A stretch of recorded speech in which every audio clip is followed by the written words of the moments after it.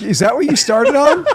If you cuss in the first 2 minutes, it gets demonetized on YouTube. Damn, sorry.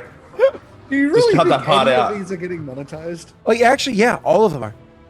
Yeah, absolutely. I make That's sure just someone seeing the length and going, I can't be fucked going through this. No, Yes. no, because I have to like I'm sure you deal with this You in split YouTube as them well. up. Well, I whenever we take a so let's say if we do one straight thing, like if we don't take a break today, it's all one VOD. But if we take a break, the VOD is before break and after break. That's it. So it's two VODs. Yeah. And then when I upload to YouTube, so it may be different for Australians, I have to answer a questionnaire about the content of the videos, and then after so long of doing so under certain like formats, it just trusts me as it has its AI look it over, and it sees that I'm consistent in what I say it is, and it does meet their guidelines. They'll actually stop asking me to constantly say it. So let's say if it's, for instance, regicide, they don't make me answer the questions anymore. Go ahead. Yeah, no, I was gonna say I'm a similar thing where I when the new system got input, I got asked like twice and then it stopped. I assume just because it was like consistent before, now okay. Yeah. Well, so it's which is pretty cool. And what I usually put is no to like sexual explicit content, no to violent content, no to hotly topic, hotly like racial or like like things like abortion and shit like that. Like I say no to all that stuff because it doesn't apply. But for profanity, I usually put light profanity, things like hell and damn and stuff like that, or the infrequent heavier word. And I'm like, that kind of does apply because sure, there might be some times where we go off the handle, but overall, like it's not really that bad most of the time. So I do that and I don't get hit for it. So it's definitely not bad by Australian standards. Yeah. It's completely normal conversation by Australian standards. But also like even my videos that are intentionally clean, like my announcement videos, like, hey, I might not be streaming tonight, or the cute video I did for, even though we haven't seen Alicia in ages, for Alicia's son after he got into that accident where I read the book. I mark all that stuff as not safe for children. I say it's not content safe for children because I don't want that popping up into I don't want that popping up into somebody's live feed, and then because they liked one thing, it suggests another one, and then all of a sudden, you know what I mean? You want to keep doing the same thing, otherwise the algorithm gets angry as well. If you vary saying something like somebody who's safe but somebody who's aren't, the algorithm is like, fuck this, send to no one. Yeah. So it's just easier to be clean like that. But either way, plug this. So I figured I would save the HP rolling till the session. Ooh. Oh, that's exciting. Legionnaire. One. By the way, I made you a Legionnaire so that Anno could feel at home, because you know he is actually Roman. So as much I'm actually wearing my Julius Caesar shirt right now. Yeah. Funnily enough. Nice. Actually, I didn't know that when I did it. That's funny. So he's by far the least ranked. I rolled well. Damn. I rolled well. Yeah. Damn. Do you have the most HP? I think you have more than Neil. I mean, that was an 8 and a 9. On my test roll, I rolled 2 8s, so this was even better. Can we also talk about your character's name and how Mathis played Tetris for so long he just became Tethys? Are you serious? Like, and you have the same exact health as Neil, so you literally are his replacement, which is pretty funny. That's amazing. There you go. I just don't have a mount and a lance. You are the Mathis puzzle. You are Tethys. You've compared me to Mathis before, which is a little funny in this situation too. I mean, because he's an old man. He looks like someone from Louisiana that forgot how to shower. So, is that why? I don't know. I don't rightly remember. But if you don't know what I'm talking about, go on to Twitter. Okay? Click his profile image and go. I've seen Mathis. Oh, he forgot what the knob looks like. He doesn't know how they function in Texas. Oh, you know what it is? Mathis is kind of a little boy and everything's bigger in Texas. So maybe he just can't wrap his little hands around the knob to turn it on. But, and all that sweating. Oh boy. I'm like, boy, cut your hair. But anyway. That just went so downhill so quickly. I actually genuinely feel bad because he very often I notice on Twitter he has to cancel his streams because of the lightning storms in Texas. I mean, I knew they had bad thunderstorms out there. I genuinely had no idea they were that consistently bad. That if you try streaming and stuff like that, if you keep your stuff plugged in, you have a chance of frying your whole system because of because of how frequent and how powerful those are. My mic is popping. Yeah, it is a little bit. Popping or static? Static. Static. There's nothing I can really do about that at the moment. I replaced the broken shit and I have no idea what happened, so I'll have to deal with it some other time, which won't be until never. I'm sorry. Yeah. Popping sounds in his words, not static. Okay. If it's popping, I can change that. Thank you, Magoo. And everyone, let me just... One sec. You guys can chat while I'm doing this. Want to tell us about, briefly about Tethys? Sure, yeah. I'll just describe him here. So, Tethys is, I don't know the average height of Perrin in the world, but he's like 5'10", good sailing height. 160 pounds, so a bit lean for his height. Because you don't want to be super bulky on a ship, right? Sounds like a bad plan. He's got, he's got long black hair that's probably hasn't been cut for several years. And just green eyes. He's a really good sailor. Okay. I'm not describing Mathis, okay, Viking? Mathis is brown hair. First of all. Okay? And he actually probably does. Do Perrin grow beards? You muted, Scott.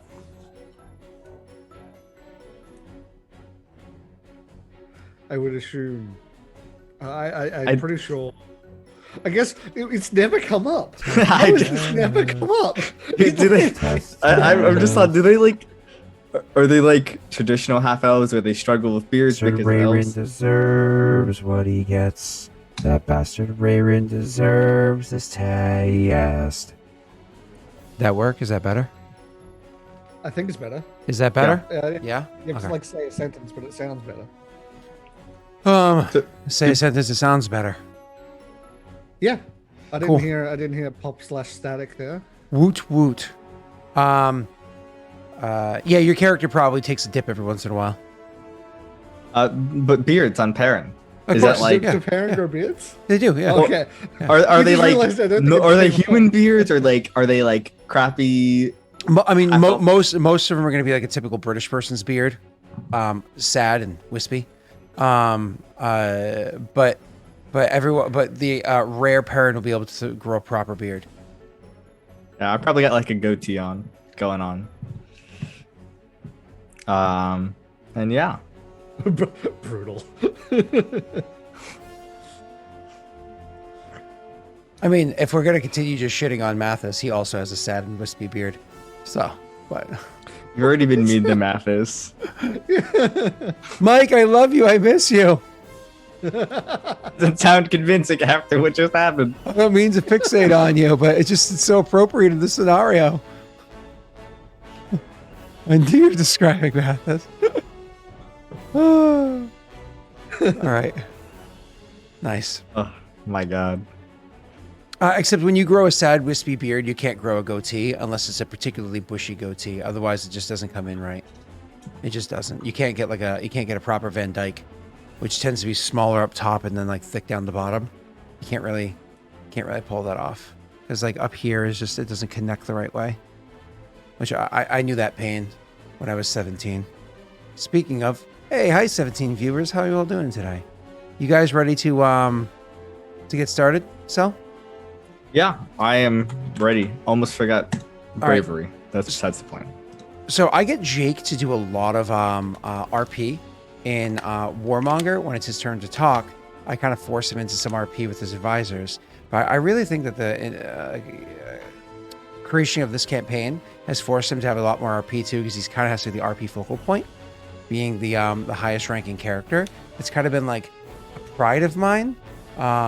Viking and I thought we you kind were of about to say that I still don't. I was about to correct you. no. Viking and I we worked together to devise how to connive you into a higher RP role. Viking, I'd like to say I won that bet. I told you I can make him do it. So I'll take my winnings. Thank you. That being said, Jake, since Cell's here and he's a blabbermouth, why don't you go ahead and tell us what happened last week before he takes over? What happened last week? Well, lots of stuff happened last week, and I'm sure all of you know exactly what happened. Me rehashing it to you, I don't even know if it's necessary. However, I'll do it anyway. We started out by... We traveled to where we are last week, right? We started in... we bought horses slash... Yeah, I'll pop the mules. map open. It's Paradale. Or as a lot of people like to pronounce it, Parandale. Dan, let's not interrupt you there, Tesh. Keep going. Fine. So we ended up buying our horses. I'm sorry, did he just tug on the leash? He Okay. did. Look, we traveled across Aurorum, and then we met our who was going to be running the operation that we're doing. Learned a lot more about the operation. Learned that the actual goal is really to find out numbers and if there are I always forget the name of the people in the barren lands. Kuruk? Kuruk. If there are Kuruk gathering in large enough numbers that we need to be worried. And then afterwards, when we were getting a drink, the entire sky turned red and we smelled brimstone and it was horrific, and we all just sort of like were like, what the fuck? We need more drinks. and then then Tristan mouthed off to the commander right before we got on the ship, which I'm sure will have no consequences. And now we're on the ship and we're heading into the barren lands. Beautiful. Well done. Thank you, Tesh. And did you guys open up the map to remind yourselves where everything is for simplicity? We left off at the last town before the barren lands, right? Correct. And I don't think there was really any last second stuff that you guys needed to purchase. I'm the DM, it doesn't count. So it left off with you guys being inside the town, and it was suggested to any last second stuff that you need to purchase before you actually get going is that you're going to want to do that over there. I don't know if there was anything else your characters really needed at this point going into the barren lands, but I imagine so. your boat itself will probably have to stop and get its last second supplies. So it's kind of like that last opportunity of if your characters thought of anything else they might need to purchase before we go diving in there. Now is your chance, and this includes, of course, if you have any questions for me of stuff that you might need or anything that you want to check up on. Sell, obviously, for you, if there's anything you're like, maybe I should have my character grab this. So again, this is like kind of your last chance before we go diving in. No, I think we went over the stuff we needed. It was the tent, torches. We needed torches. Yeah. But torches are relatively simplistic, but why don't we actually put a number on to how many torches you intend to bring with you? I don't know if your characters actually intend to utilize the horses when you get off of the boat or not. That's entirely up to you. It'll depend on the situation, probably. We can assume that there is a mundane. We could assume that there is a mundane. What should we call it? a horse or a pony or something like that, that is brought as an extra in case they need it for something. That was the best possible outcome of the. Oh, it's a lot of votes there, buddy. Wait, there was a poll? I didn't even get a vote. I felt Let's bad go. when Steve called out Tesh never wins polls, and I'd already spent all my channel points. So I was like, oh, well, maybe I should have let Tesh get this one. That's funny. Anyways, so you guys are there'll be like an extra pony or light horse or whatever it is for him to be able to ride, so that he's, in case like the boat always brings it with them, just in case, in case something goes sideways. It won't be a donkey, don't worry. We won't do that to you. I deserve more than a donkey. Okay, now it's a donkey. Dang. Yeah, I was about to say you pushed it. I did it to myself. If you want, you know what? I'll be kind enough to turn it back into a pony if you want to give us a good old fashioned hee haw.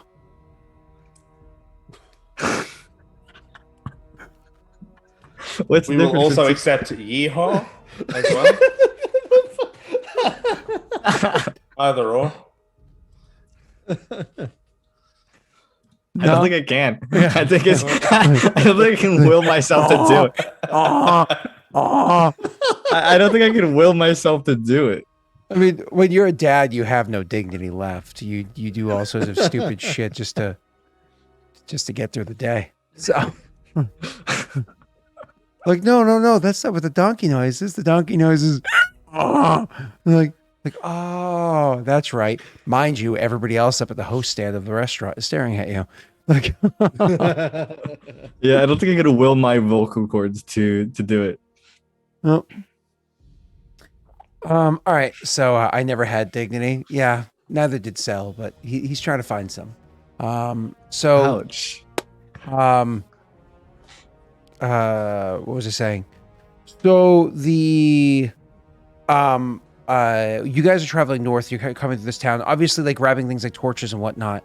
When you're talking about something like a pony, you said your character weighs like 160 pounds, so nothing overly heavy, nothing overly light or anything like that. A pony's typical weight for like on their back, a light load is 100 pounds. So a medium load for a pony, which is what you'd be sitting on is 100 and this is upwards 200 pounds. So its speed is only going to be 30 feet, so it's not like it's an advanced speed. It's just removing some difficulty for you. What's up? I would make it heavy.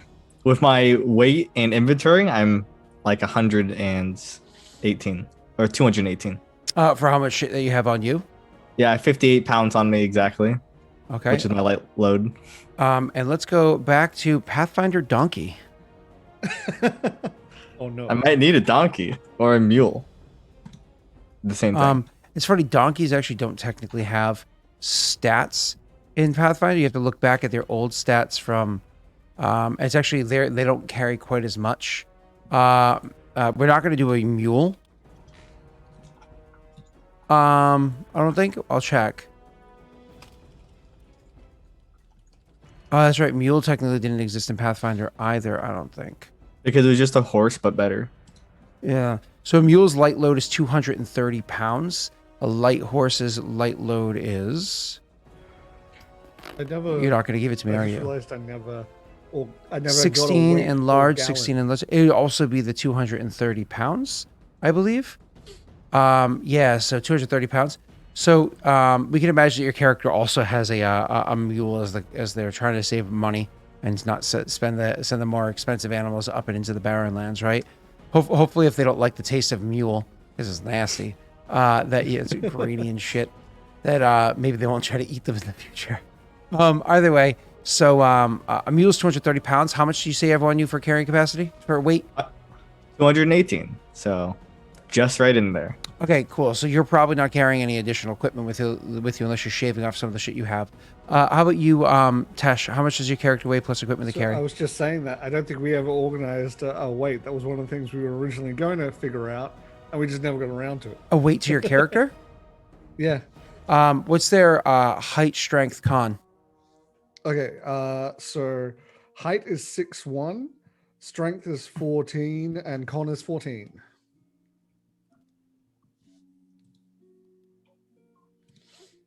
Um, 14 means you're slightly above average, but nothing crazy. Looking at the build for a typical half elf, which obviously we know Perrin are, male, start at 110 pounds, and you add 5 pounds per inch beyond that. You're 11 inches above that. So 11 times 5 is 55 pounds.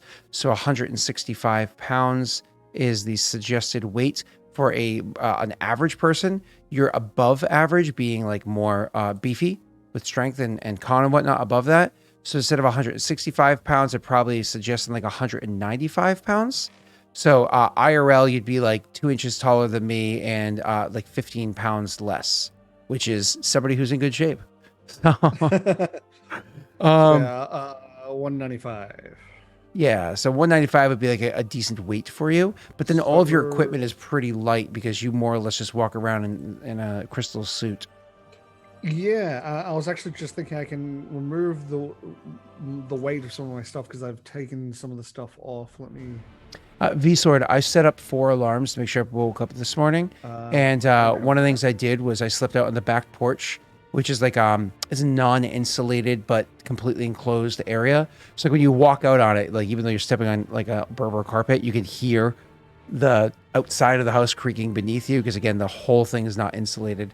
And it's windows all around except for the interior wall. So like I got to like, you get to smell the outside while you're on that area. And there's a couch out there. It's a couch that's like 12 years old. It's the first one Brittany and I ever bought. It's beat to hell. And it was just like really nice last night, this morning, trying to relax out there. No landscapers though. They can hear any car that drives by pretty keenly. So you're gathering together your weight really quickly, and I'm going to look at Jake's character, because obviously this is important for the kind of shit that you're going to be bringing with you on this little trek. Anytime you're going into the Barren Lands, it's really important you keep track of how much shit you have on you. So Viggo also is 6'1", which is the baseline of 165, as previously discussed, being Perrin. He has the same con, but a 12 strength. So it makes sense to me that instead of being, what did you say you are, 190? He'd probably be about 185 pounds. And Cell, your character's how tall? He's 5'10", 14. 14. So actually, realistically, you would be probably 10 pounds less. Wait, no, you could be upwards 15 pounds less than what's his name over there. So you probably had yourself weight listed at what weight? I was at 160. I just kind of Googled human average weight. Oh, gotcha. So he's humans tend to be stockier than Perrin. But what was I saying? So if I said his baseline was 165, yours could be like 150. But again, you can fluctuate up and down within a certain percentage from there, like a good 10% up or down from there, as you see into your character's head. So if you want to stay at the exact weight that you are, that makes sense. You know what I mean? Yeah, I think even though he's got like 14 con, 14 strength, right? He's more of the lean type of person because he's on a ship all the time, which definitely loses calories because you don't got quite good food on a ship and you're burning a lot of energy. Well, the good news is he's not out to sea on a ship. He's actually on a river. So they do have fairly consistent access. Like you could be at a port pretty much every other day. So he was at sea. Oh, okay. Gotcha. So all in all, my gear included, I'm at 225.3. 225.3? Yep. Viggo, add up the weight of your equipment. So 225.3, and you're riding a mule, which 225.3 means that their light load is 230 pounds. So you have about 4 pounds of weight on you. Oh. Luckily, all of you are parents, so all of you have low light vision, which is nice. A torch weighs 1 pound each. So realistically, you're going to bring with you 4 torches. And don't have low light vision. Yeah, I mean, I don't necessarily need torches. No, but you said you wanted to make sure you brought them just in case. Torches are also really good for distraction. In the torches are good for distraction in nighttime. You can light a torch, which shines for friggin' ridiculous distances, and leave it and move away. So as they go to investigate it, you can ambush targets and stuff like that. I'll say 2 torches because I actually realized I haven't counted the spyglass or potions. So I'll just say 2 torches. Okay. I don't know how much that stuff adds up to, but I imagine it can't be more than 2. Mm-hmm. I don't have low light vision because I switched out some parent features. Mm-hmm. So. And what kind of horse did you buy for yourself originally, Jake? Did you go all in with like a war-trained heavy horse, or did you just get a regular heavy horse? What did you get for yourself? I thought I got a light horse, I think. Was it a war-trained light horse or just a basic light horse? It was a basic light horse. So it's the same carrying capacity as a mule then, just to be clear. What was the trait it had? Because it had a Docile. specific trait. Docile, that's the one, yeah. Docile, which is convenient. Which Braga definitely didn't have. And Summon Snake, if you just want to name the mule, that will be what the Celsius character is going to be using. Again, within reason, you can't name it something like, balls for eyes or, WAP. You got to give it a more appropriate name. Like, that's a wet-ass pony. We were originally going to have the tent on Carrick, which I don't think that works now. How heavy is the tent? It's 40. Can we require a sled? No, it's also not winter time. It's not winter, it's summer. What happens with the next load up in terms of movement speed stuff? 20 feet if we're medium load on the donkey or mules. If you're medium load, its distance goes from 40. Wait, a mule's speed is how far? It's 30, I think. The same as a horse, I thought it was. Oh, that's right. Mules are slower. Their speed's 30. So if you stay in light load, if you stay in light load, it's 30 feet. If you with a light horse, its light load is 50 feet. So medium drops it down to 40. Oh, okay. It might be best in that case for it to be on your horse, Jake, and then what you can do is you can just drop it when a fight starts if needed. Saddlebags might also help with it. No, what you do is you just make a dexterity check to have a quick release, like some more or less as like slip knots. Yeah, that's what I was thinking. Like something you can just yank in it. Yeah, you just like spend like a move action, a swift action to like pull a slip knot, and then you have to like kind of reset that, which you can imagine takes probably like 5 minutes or something like that outside of combat. Then in combat round 1, swift action, slip knot. It pops off the back of the horse.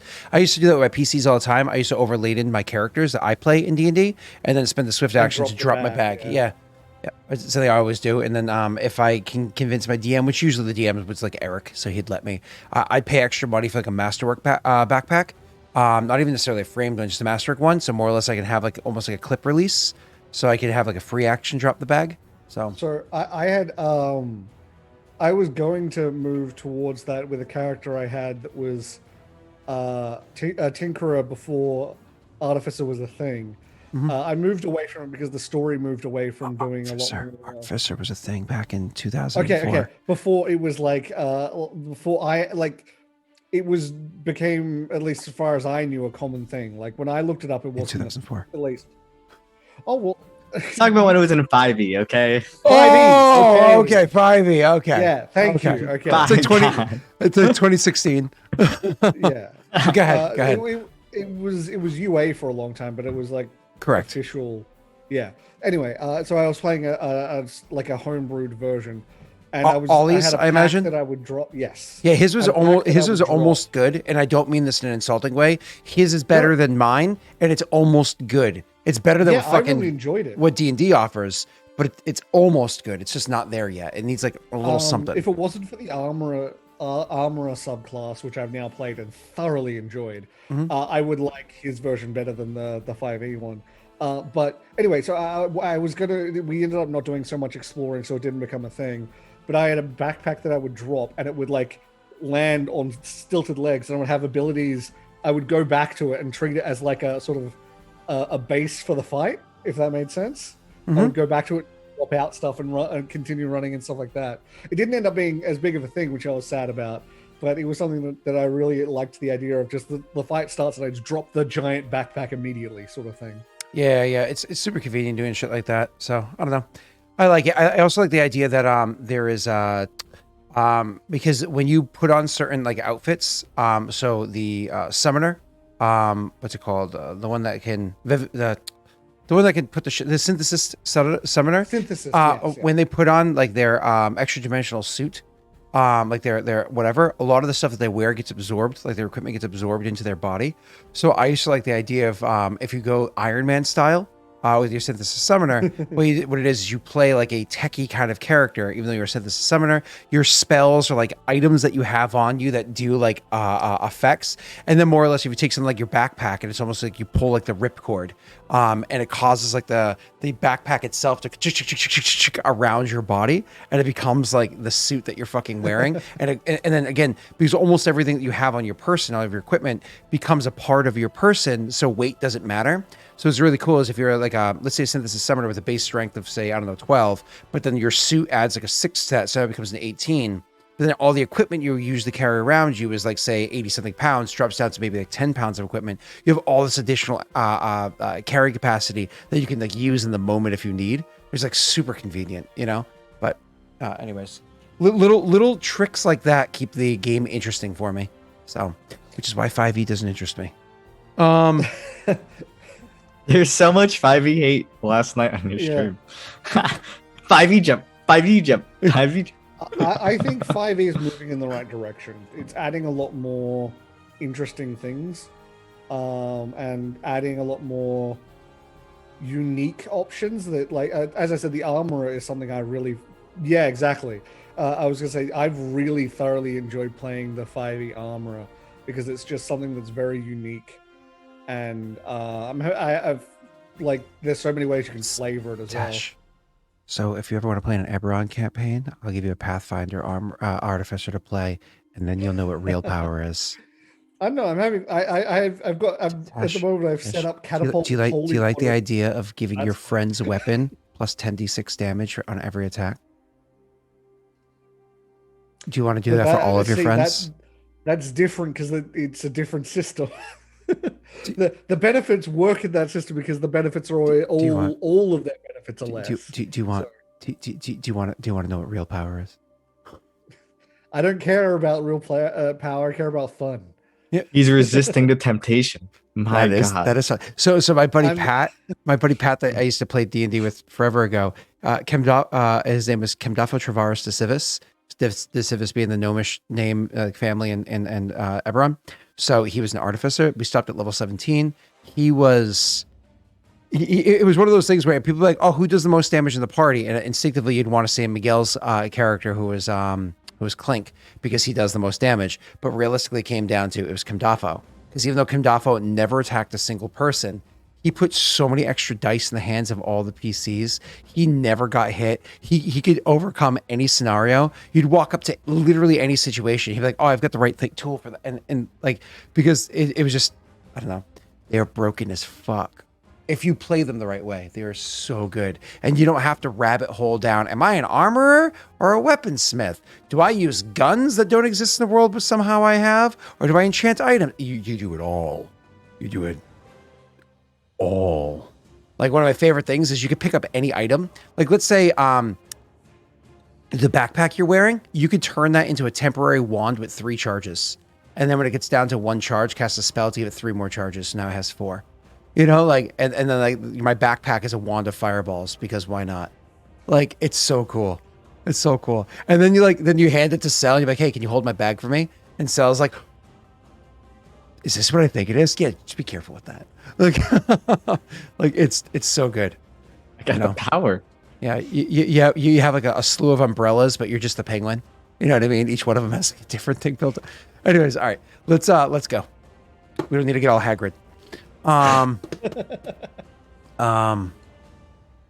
We still haven't technically started. No, unfortunately, I haven't talked to Pat in 10 years, aside from he popped by a YouTube channel video once and said hi to me. And I responded back to him. And that was the end of our talks in about 10 years. So it's like, oh. Can we get F's in chat, please? And F's thank in you. chat for Pat. Yeah.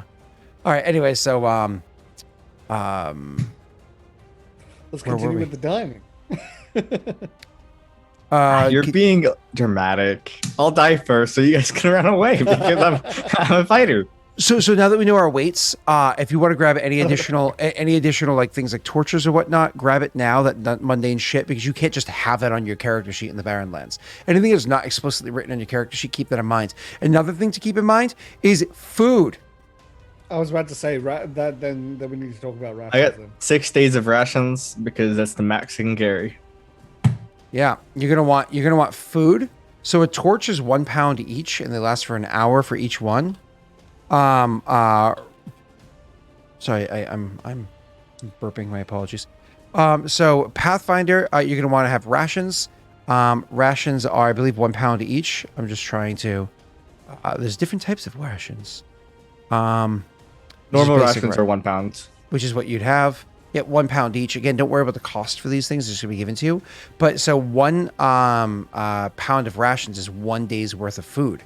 How many rations are you going to have with me? How laden with food are you going to be? Because if you don't have food, hey, guess what? You also have pack animals. They also need feed that you have to bring with you. So how much food is that going to be total? Oh, God. So we need. So it's 6 days rations is how much you have. So that's 3 days of travel total for me and my animal. Yeah. Hey, V-Sword. So. This is my shock face. You haven't started. We are starting. This is important. So yeah, 10 pounds is 1 feed, and they can graze to sustain themselves, but obviously you personally can't. And so that is literally 10 pounds a day of feed. Oh my. Yeah. I'm sorry, what? So 10 maybe pounds a day. Maybe we don't use the animals because they're gonna quickly cause us to be at the same speed anyway. So with how much food? One of the perks of Kamatori is that they actually eat less. Bird. They eat like a bird. You know.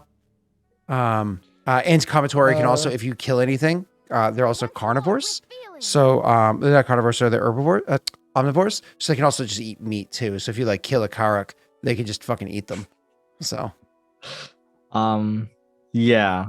So I don't know if it's gonna be worth bringing the animals because We don't have. Well, the issue is then we're gonna have to carry it. I mean, there's a small amount of grass because you're coming right out off the river, but that's not going to go for very far. Well, okay. So how many days travel via the looks of it? Where's the map? Map. How many days of travel is... You don't know because you need to, based off what Jake had talked about before, because you're in the last town before you head out there, Jake won't have that answer until he starts seeing the first triggering location. So the good answer, sorry to keep talking, is you guys get to know that before you have to get off the boat and pack your animals. So you do get to make this decision afterwards. I'm so sorry. Go ahead. I was gonna say, I know that we don't know exactly where it is, but like we can look at a map and go, that's around 3, 4, 5 days travel, or that's like 10 days travel. Like we would have an idea of how travel on like animals would be. It's true. You would definitely have an idea of how far the travel would be and how long it would take you to get there. We would definitely have an idea. I think it's best to assume we're going to be out there at worst a week, right? So we would need 70 pounds per animal and then 7 rations per person. And honestly, we would need multiple water skins because there isn't remember, this is off the boat because we're going on the boat most of the way and then we're getting off part way. Yeah, but how long does a water skin last? Is it a day of water? A water skin, I believe, is a day of water for an individual person. Right, so we need water skins for animals. We need water skins for us. There isn't like lakes and stuff to get water from. If Cell sounds like he knows what he's talking about, it's because he does a Patreon. I do. Yeah, he does a Patreon thing where he is in the Barren Lands right now. And my character would know this too. Okay, he's been around this area, so this isn't just metagaming to make sure we don't die a horrible death of dehydration and starvation. I wasn't arguing metagaming at all. I know, I'm telling chat this. So you can guess, looking off the map from where it is you're going to be parking the boat, it is going to be less than 60 miles. Sorry, I just had to put the map and use the width of my cell phone as a 60-mile measure. It's going to be less than 60 miles off of this. Less than 60 miles. You could probably assume if you were going directly there, it's closer to say 30 miles from where it is that you're going. Right? So probably you can just probably assume it's as a crow flies 30 miles, but let's all be serious. You ain't flying like a crow. Yeah. So per day, a mule, it doesn't have it written here. Mules move slower than donkeys. They move the same speed as people. So they move 24 miles a day, I believe people do. 24 miles a day. Unless they're laden, then they're going to move slower. That's 24 miles in normal movement conditions. The conditions of traveling through this lands, though, you guys don't have a lot of experience with. So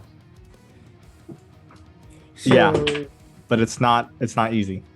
Yeah. So what I'm like fools. Fly, you fools. So this is I'm looking at the conditions were not the barren lands. It'd be a 2-day trek, but we don't know the conditions, so we probably want to plan for at least a 4 or 5 day trek in case. You could assume 2 days if you can quickly track down where it's supposed to be. You could assume 2 days or less, but right? We don't know we can. But yeah, exactly. If, like failed survival checks, so on and so forth, can make it longer. We also need to Yep. have supplies extra in case the barge has to flee, because like we ordered it to. Mm-hmm. So in that case, we're going to need a lot more supplies, realistically. So it may actually be better to go on foot. So as for knowledge about the actual like traveling through here and how good it is to travel through here, you guys can roll a knowledge geography check. I don't know if your little crystal guy has the ability to do that. Knowledge geography will be able to help you out. I will tell you if he does. Jake can make a roll on trained, but I don't think he has the ability to do skill checks on trained. And that is with... I saw the 17 and was like, oh, that's good. Looked at my number. I'm like, why is that 4? Do you have ranks in knowledge geography? I have 1 rank in it. Dude, bro, man. Hey. Yeah, so does I'm a navigator. Let's see if Viggo can give you a +2. What you saying, Tesh? I saw his dice and thought it was mine. I was like, oh, he actually rolled well for one. Oh, there it is. I rolled for Viggo. He gives you a +2, which is 25 total, which is amazing. We really gotta get Dilliant. I think is the name of the feat for Viggo, so that he can have like another +2 to all knowledge skills. He has 1 to 5 ranks in. It'll be nice as Virgil starts actually getting smarter, because as he gets smarter, he'll have more ranks per level to put into these knowledge things. But at the moment, he's just had to spread. He's had it spread across all of them, so he has access to them, and then he's going to start focusing on different ones. So he's got a couple that are like history is +3, nature is +2. The rest are all +1. But I have like all of them. So with your 25 total, one of the things that you're going to know is that because the land in there is so broken, you're probably going to be moving it up, get close to 1/4 speed, right? Which is like a trackless area, so on and so forth. So you have to assume instead of moving, if you're horses or whatever you're riding, if you're on foot, if you're moving at normal speed, you're not impeded by anything like being burdened with weight, blah, blah, blah, blah, blah. You're moving at about 6 miles a day. Traveling through there, which if you think about your Patreon campaign, your characters are Kaudok moving through the region. So the fact that you guys are moving at like 10, 12 miles a day, that's because you know the land. That's your land, which makes sense. For these characters who are not from here, 6 miles a day is normal. So if you assume let's assume it's 30 miles, exactly 30 miles as the crow flies, it's going to take you 4 days to get there. 5 days to get there. It's again assuming 30 miles and assuming direct path. Well, it's 5 back as well, so 5 days there, 5 days back. Though you could assume the Kaudok have supplies. Whether or not they're supplies you want to eat, that's a different question. But no, I don't think this is things we'd eat. I would highly doubt it. Boston traffic, nah, that's the GW on a holiday weekend, baby. So problem. that would be 100 pounds in just feed for each animal. Yeah, well, I don't think we can take the, unfortunately, which makes things a fuck ton harder. And there's a possibility we could lose the animals. Yeah. Well, the good news is you have the animals to eat if you needed to. True. We're not taking Not it. wrong. So you guys want to go on foot then? I think that's best, and we'll just have to I move think at is 20, smart. 20 feet. The issue there is what happens if the boat has to leave because it becomes under attack. Yeah, and Tristan unfortunately Ooh. named his horse was it Korok as opposed to the Karuk that the people here. Carrick. Yeah, Karuk versus Karuk. Karuk, Yeah, Karuk. that's why it's confusing. Yeah. What you could do? I said we're not going to eat Braga. Don't worry. So what we could do is actually, if we know it's going to be about 10 days, right? We take 12 days worth of food, then we send the ship back immediately, right? I was just thinking that actually. And then they come back up on a return mission. So yes. The issue there is if we have to run back to the Well, I think they how stay about for we 2 have- days. Yeah, I was gonna say have them stay for a little bit and then leave, or leave if they come under attack, and then have them return.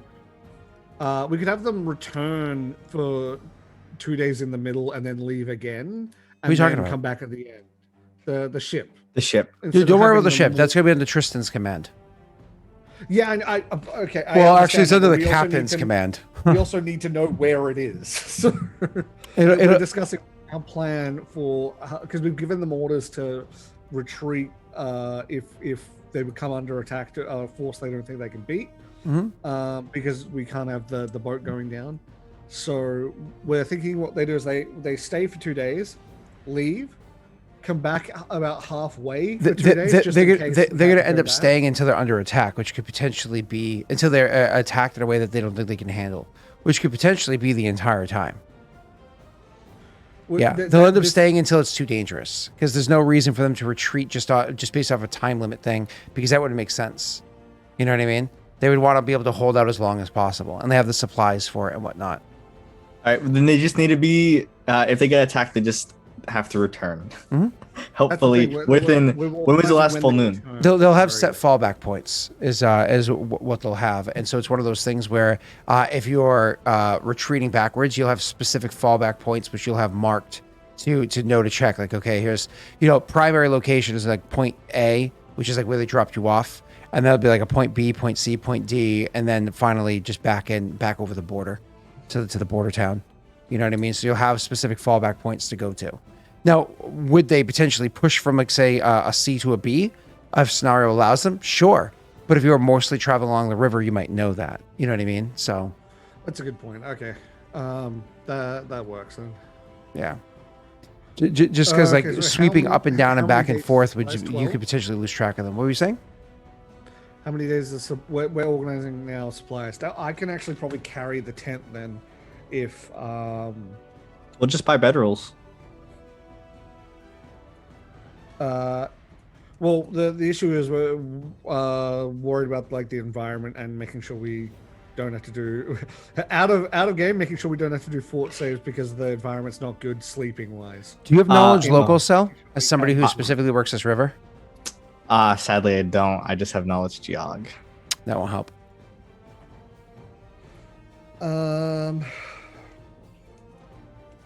Yeah, so I have survival. we did actually have we did some research into the area. I know I didn't do well, but Viggo did. In terms of we might be able to talk about whether a tent is a good idea or not there. You guys thought it was a good idea based off of weather and whatnot. Okay, so I'll take a tent. I can hold it.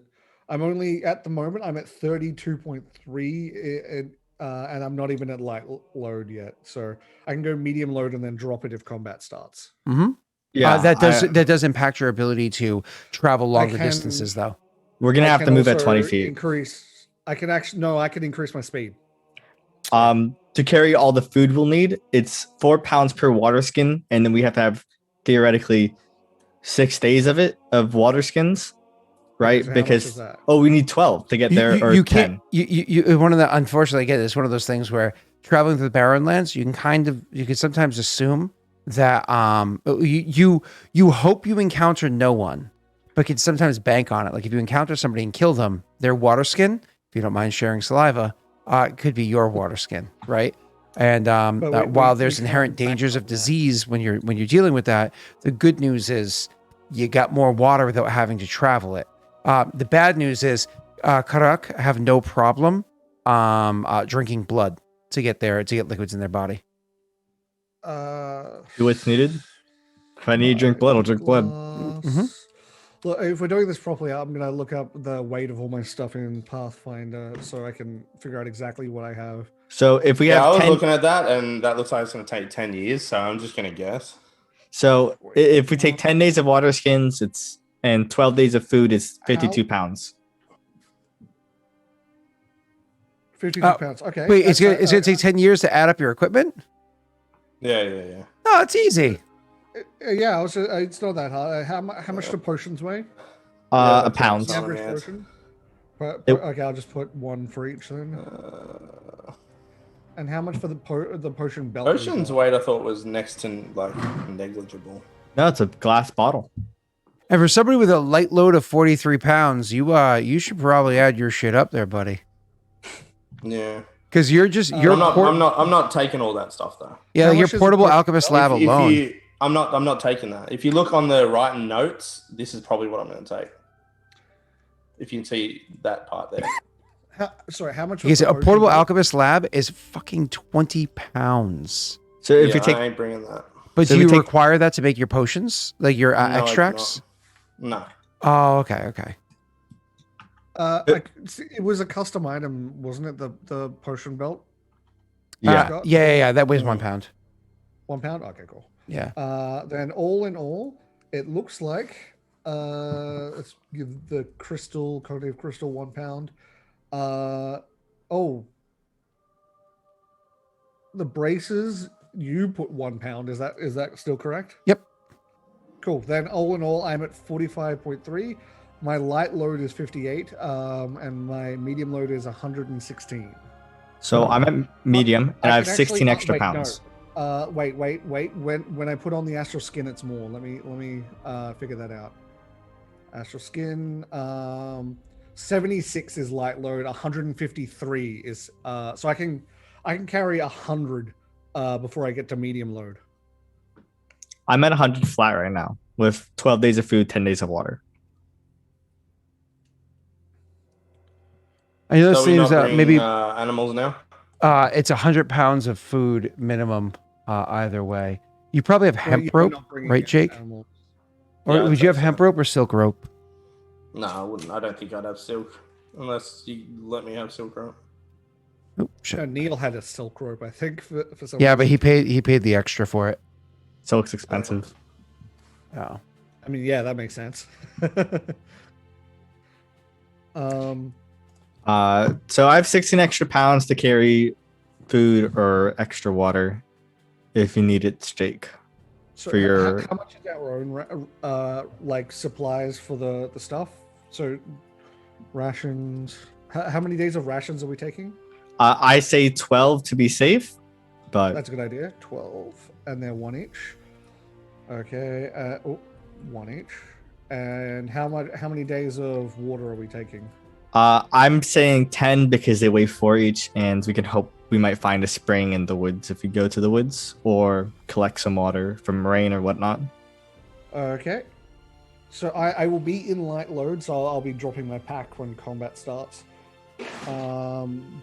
But that's okay because I still have about 50 before medium load, so I could still carry the tent. Or if someone needs help carrying supplies, I could carry supplies.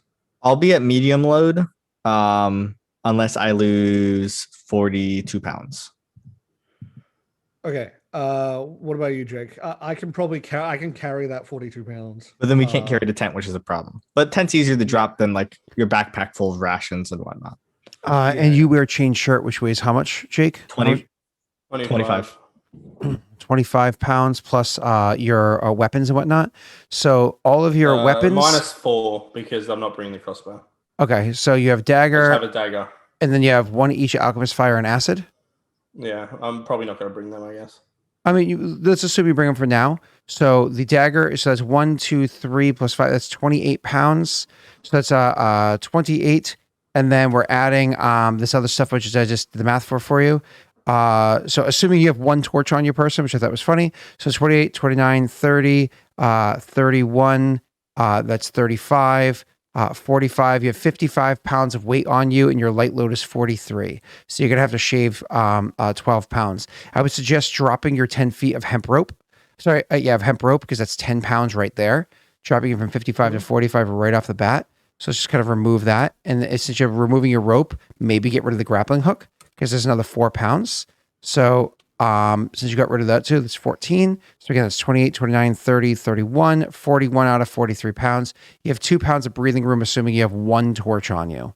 Other things that have no weight worth noting, which is going to be things like your medicinal herbs don't have any weight. Your extracts don't have any weight.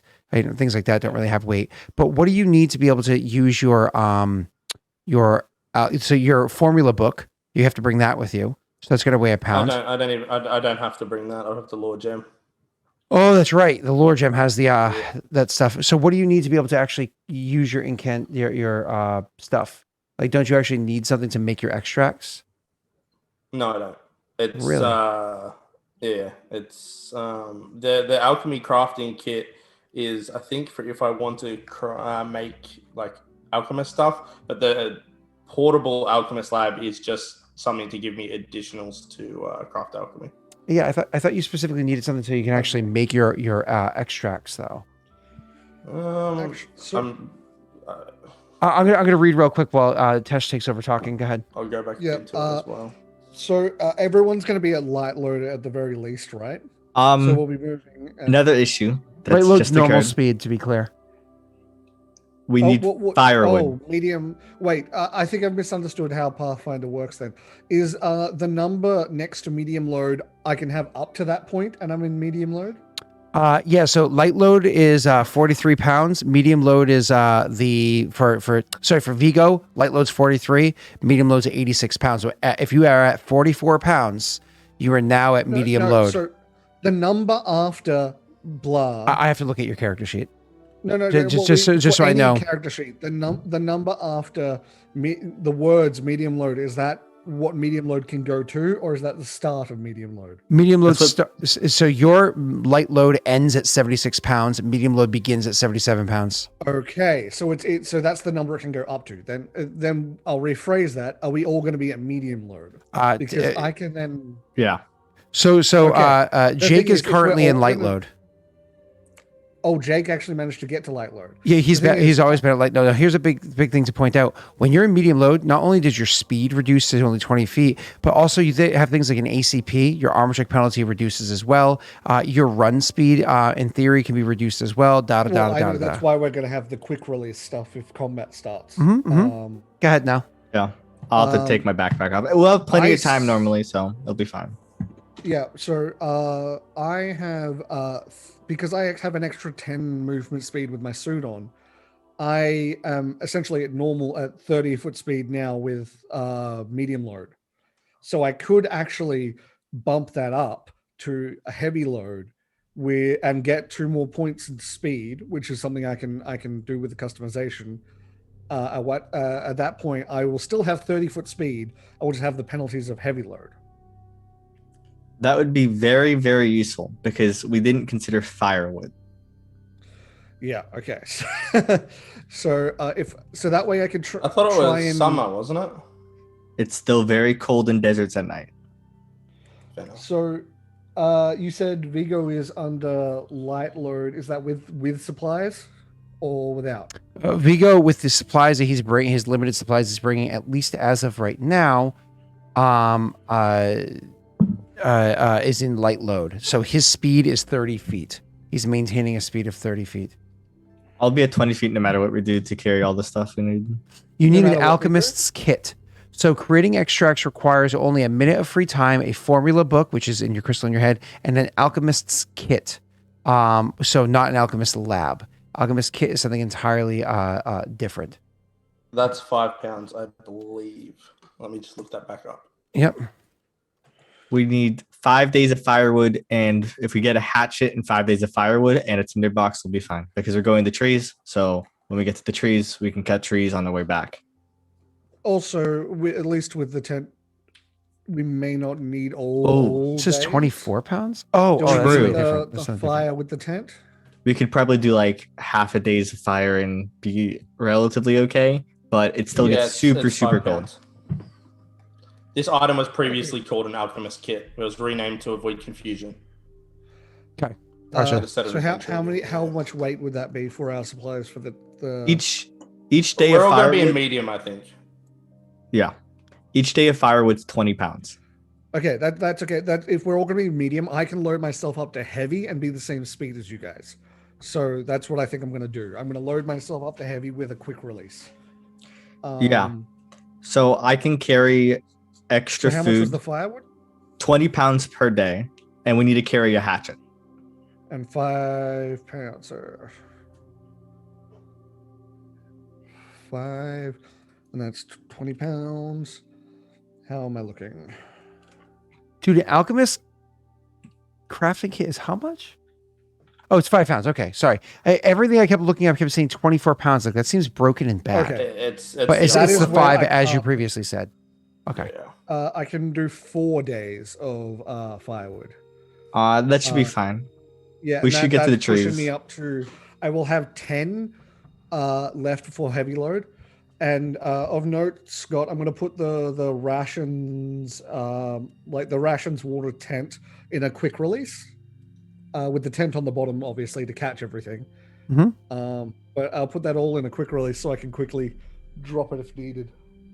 Yeah, the only thing that's not on that list that I haven't moved over is the ration, Scott. So it'll put me over in like 10 pounds or something.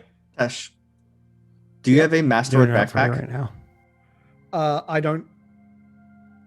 No. No, okay. I never. I guess I never really considered Josh, a pack itself, so I hunting, should probably do sure, but hunting is, Cell can tell you, not Oh. guaranteed. It's very difficult. that. Yeah, And that doesn't give you water. that's a good point. Foraging guess I is would not have a guaranteed. backpack, but Well, we can get some berries when we get to the woods, but other than that, we're kind of. They're called the how barren does the- lands how for does a the reason. backpack work? The people are cannibals for a reason. I So think you could hunt people. A backpack might be a move action to take off, or is it a standard, Scott? To remove a backpack, I always say if you wear it, so it can come off pretty easily. Usually it's a move action to remove a backpack, but you could do it as a swift action if you have it kind of like a specially prepared backpack for a quick release. Which honestly, a typical backpack is so cheap. I'm like, oh, 5 gold, you're good. I don't care. Okay, I assume I'll be given one for this Because mission. you don't want to penalize your PCs or something like that. They're already giving up their swift action round 1 of combat to drop it.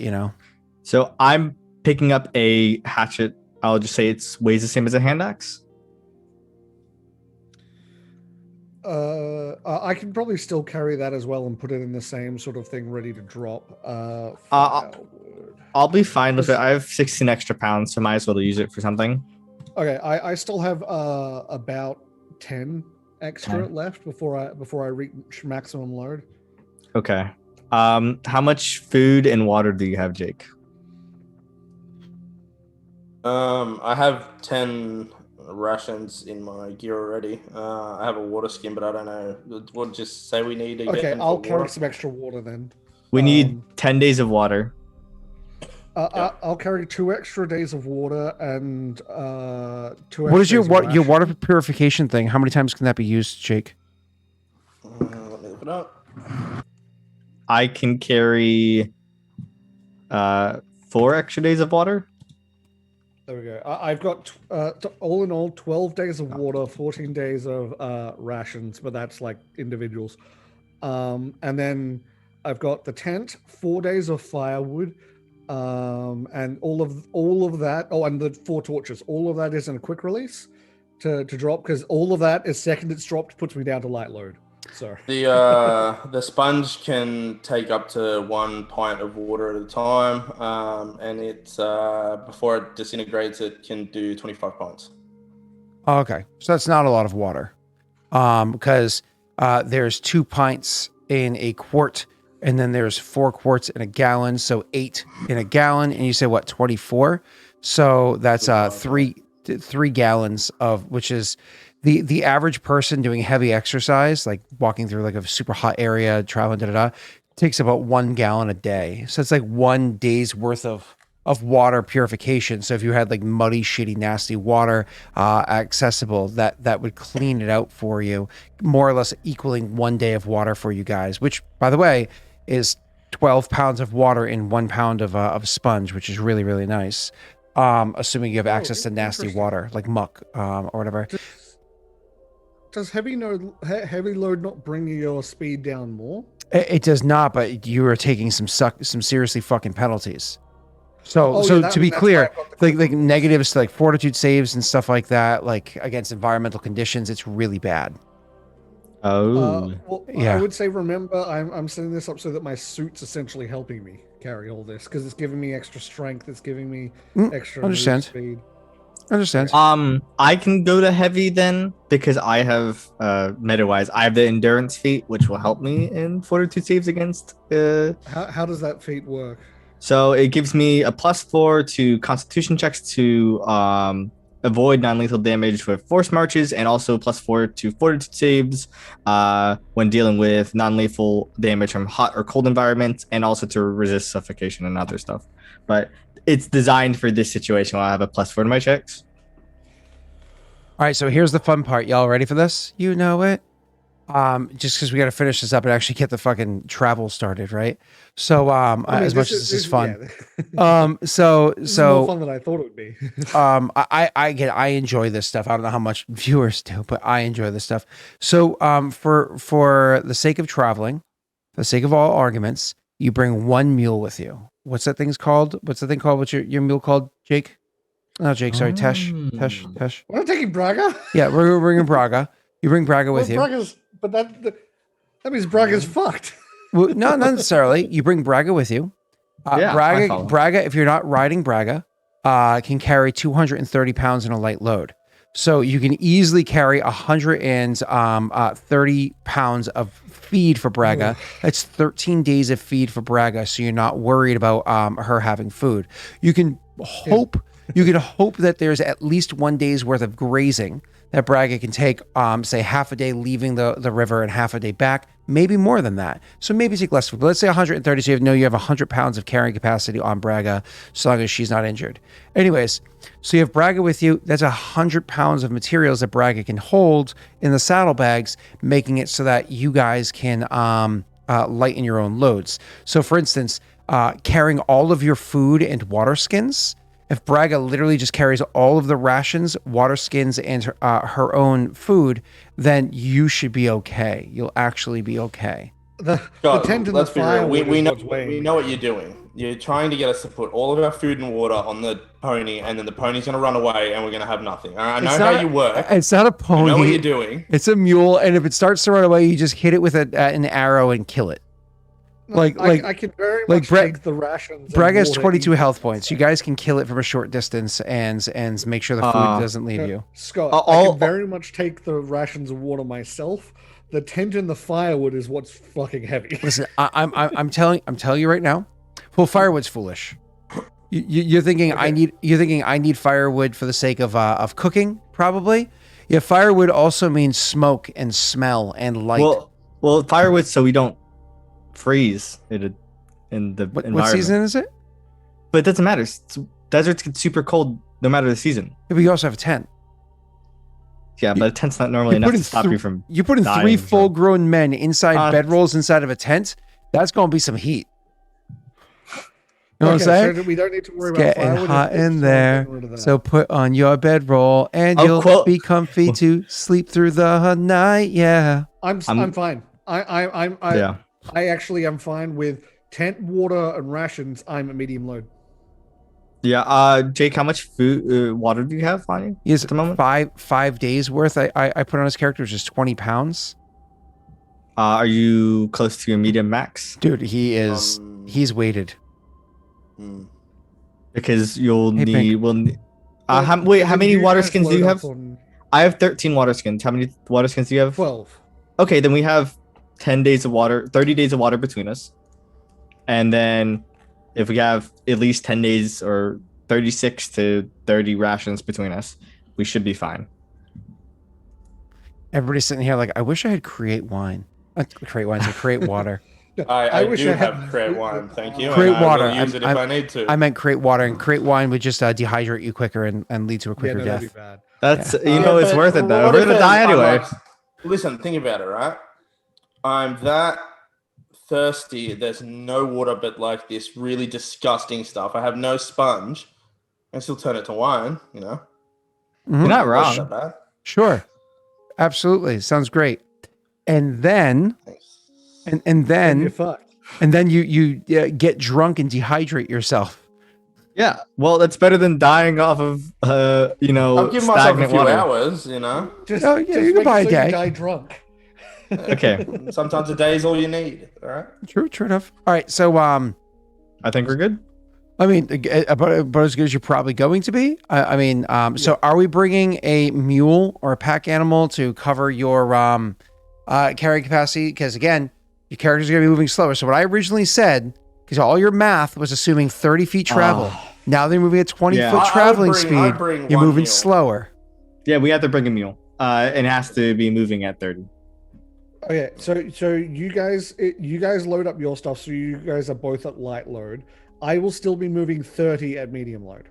Okay. That's fair. So we'll bring the mule, and so that will. So I'll have my stuff on me just because I still managed to be medium load. You guys unload your stuff so you're light load, and we'll all be moving 30.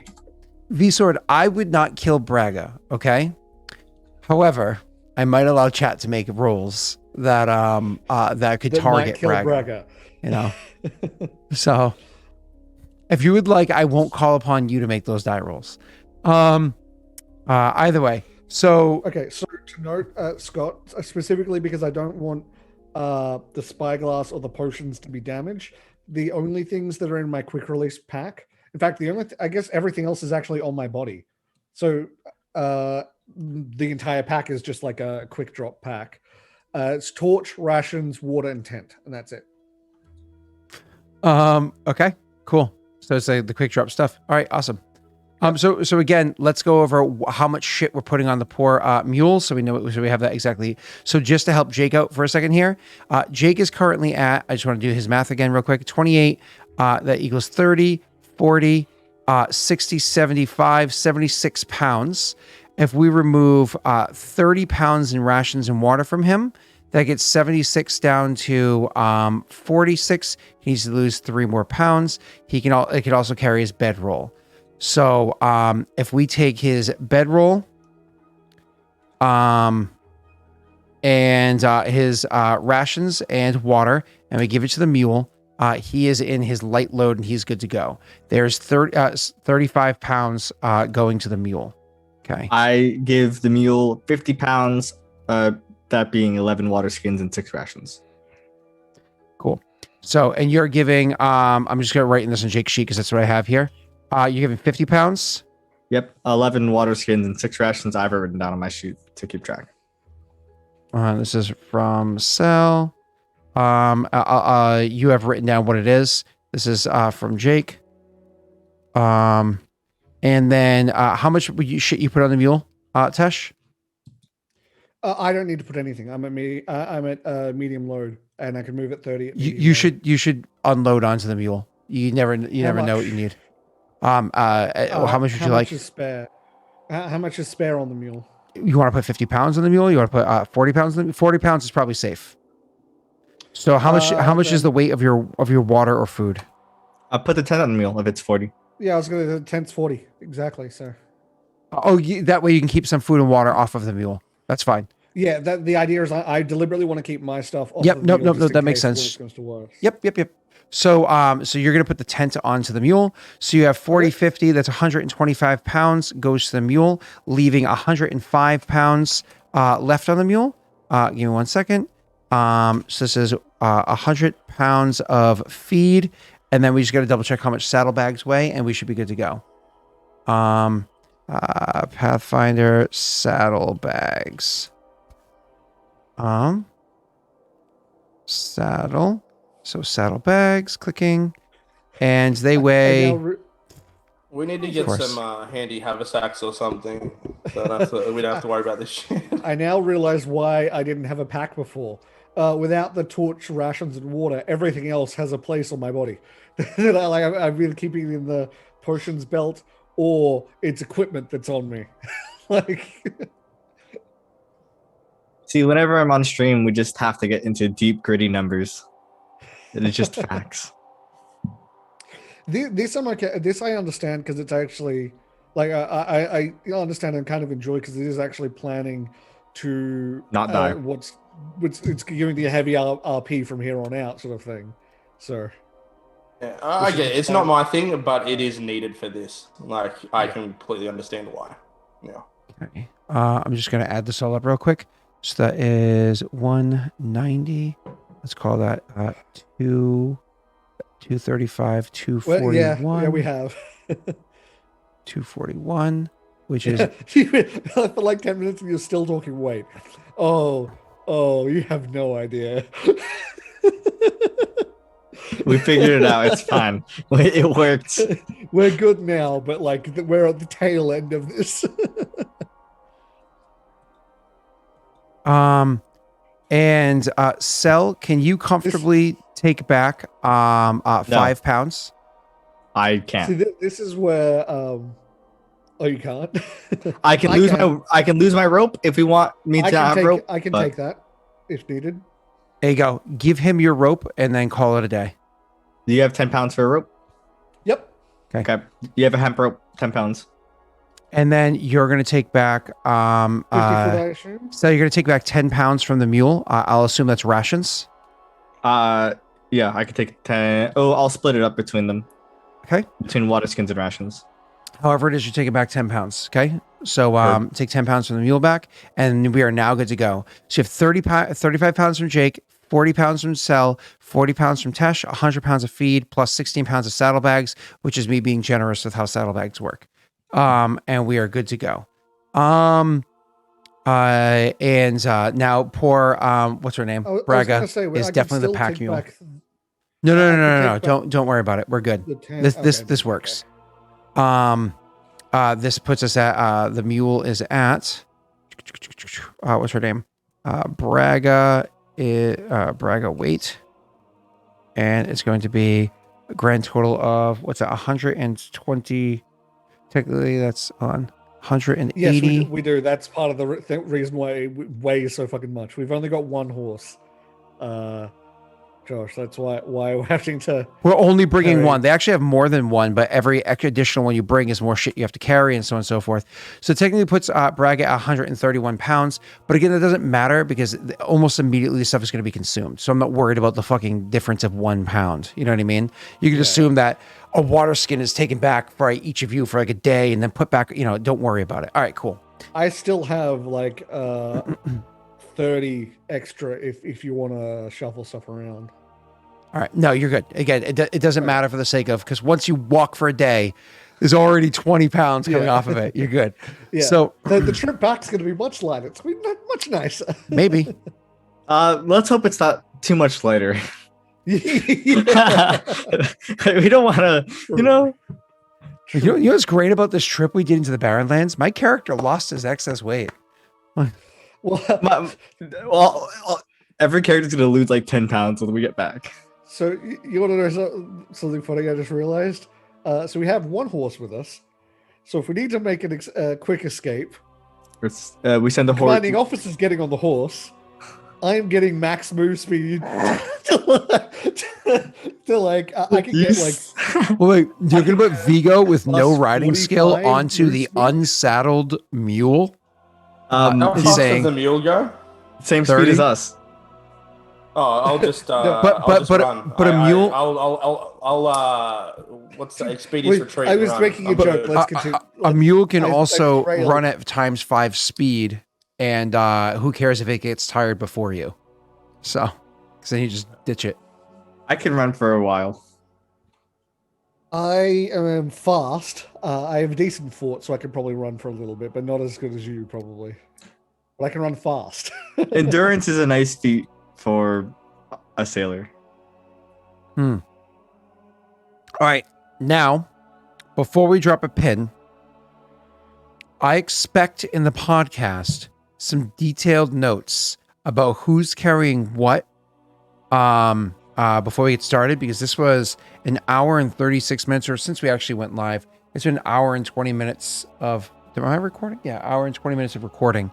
So I expect some pretty detailed notes of who's carrying what into where and who's carrying it and everything. I expect that. So Vance, you better have had your pencil out this whole time, and if not, go back and rewatch that hour and 20 minutes, and get that out of the way. There you go. All right. Steve, you don't take notes anyways. We all know. We know who does the work here. We knew who does the work here. So, all right. Okay. We're good to go, boys. Interesting. It's been a bit, but it was worth it. For one thing, our characters don't know who the fuck you are yet. I just, when you walk off the ship, I'm just there. All right, let's go. Bring us in, Scott. Change Tris. Be like, why? We're leaving past the point of no return. Tristan, why do you suddenly look dirty and short? You're like, what? All right. Bluff check. Oh, so close to It was so natty close to 20. the 20. Oh my god, you were so I good. thought it was going to be 20. It was too scary. I would have wasted it. All right, we have Tetris Mathis with us, so we're good to go. All right, so let's at least intro the character before we take a break and then genuinely jump into the session, right? That we can kind of separate our minds from it, prep and separate our minds from it. All right, so as your characters are traveling northward into the out of the border town and into the barren lands. Again, I'll pop the map in chat in case anybody cares to see where it is we're referencing. As a point of reference, if you're looking at that map I just popped in chat, and you click on it and you look at where it says barren lands, and you see that there's a river that legit runs into the barren lands. They're on that river. Last session they were in barren lands, Yep, last session they were in the river adjacent to it in McGlynn and traveled into Aurorum, and they ended last session with them traveling along the border. There's an unmarked town there, which is where they ended last week. This week, this is where they pick up, because even though their characters kind of did everything that was important in Aurorum, we kind of off camera, picked up all the supplies required to go into this place. So it's important to note that even though we just kind of mathed out how much they're carrying on each person, that's actually not how much they're bringing with them. Their ship has significantly more supplies on it, easily 10 times the amount of supplies on it to take care of the sailors during the time that they're gone, so on and so forth. And the whole while the sailors are going to be in the boat, they're going to be able to kind of cast a line into the rivers to fish for food, as well as utilizing whatever their methods are of making it potable, but drinking the river water as well, because that is fresh water that flows into the ocean. So it is river water. The reason why you have to care about potability is because if it flows downward and it starts in the barren lands,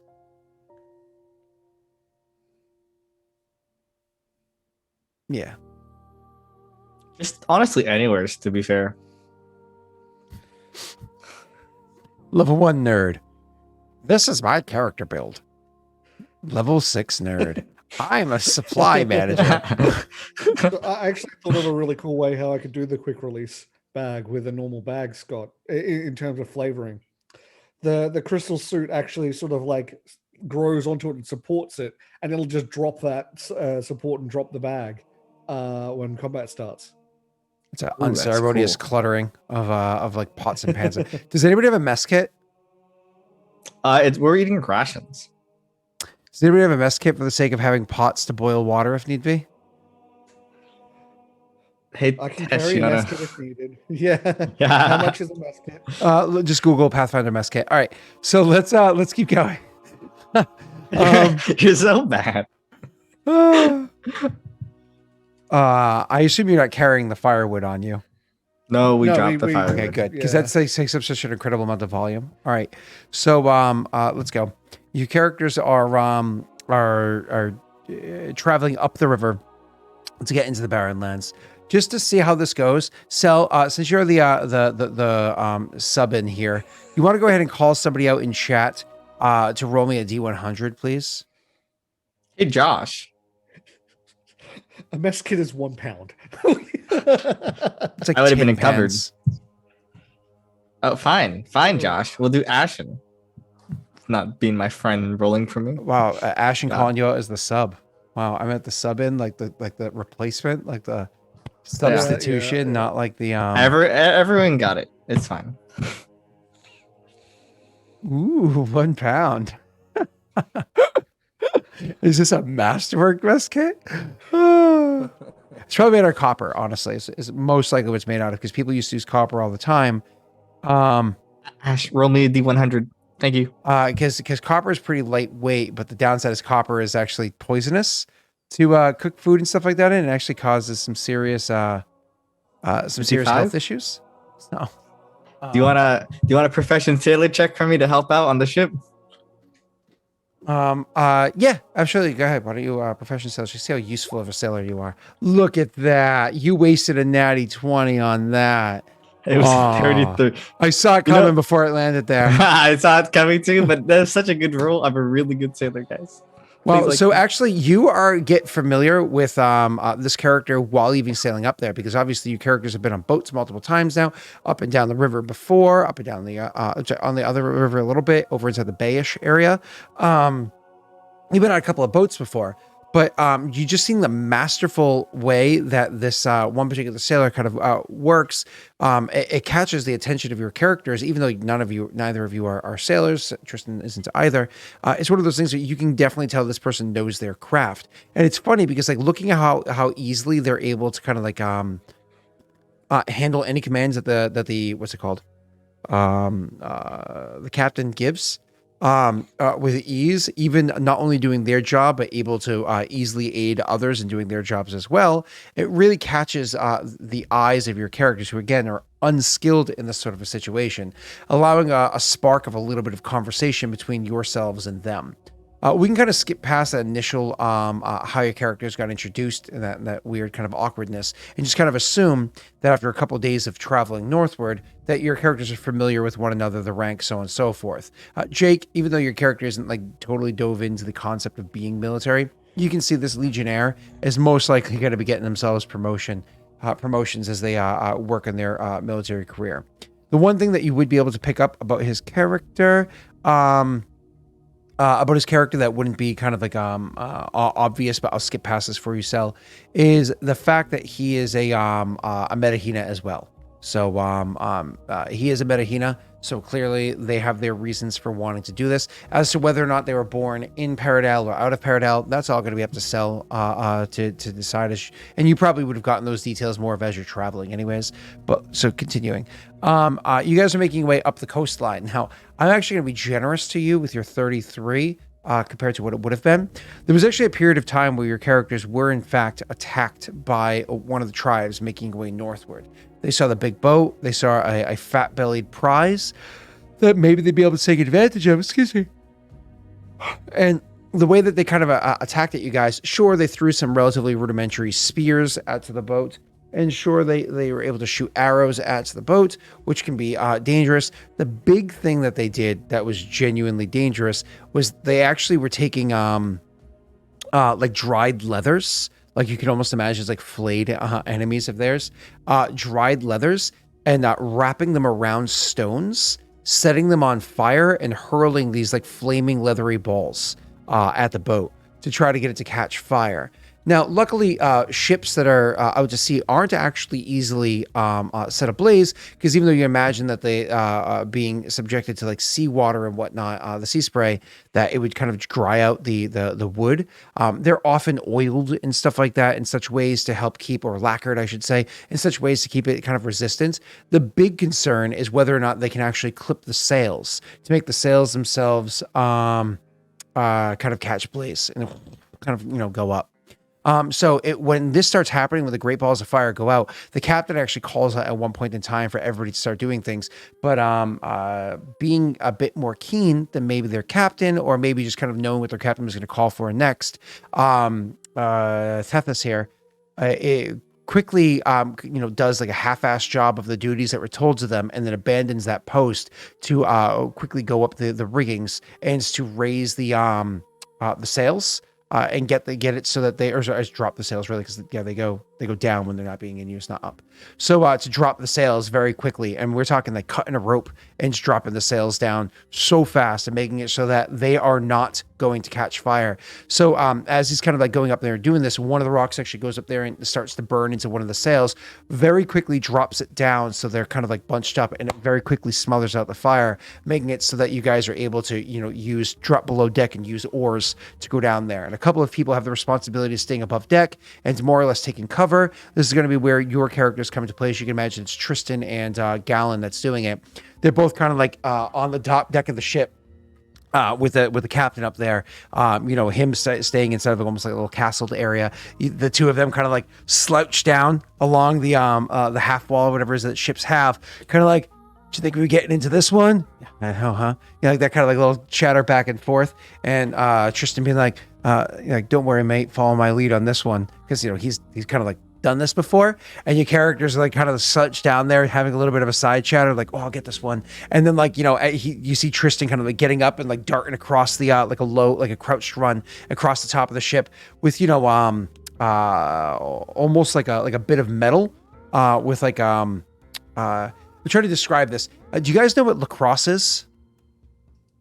Okay, yep. So almost like imagine like a lacrosse tool, but like with a really short stick to it. So kind of like darting along the low part of the ship, and kind of like using that to like hurl the rock off the ship and into the water, and kind of like picking up two of those, and then like running back and being kind of like hovering down and be like, I was close, you're getting the next one, and that sort of a thing. And each one of them kind of, having a bit of fun handling the task.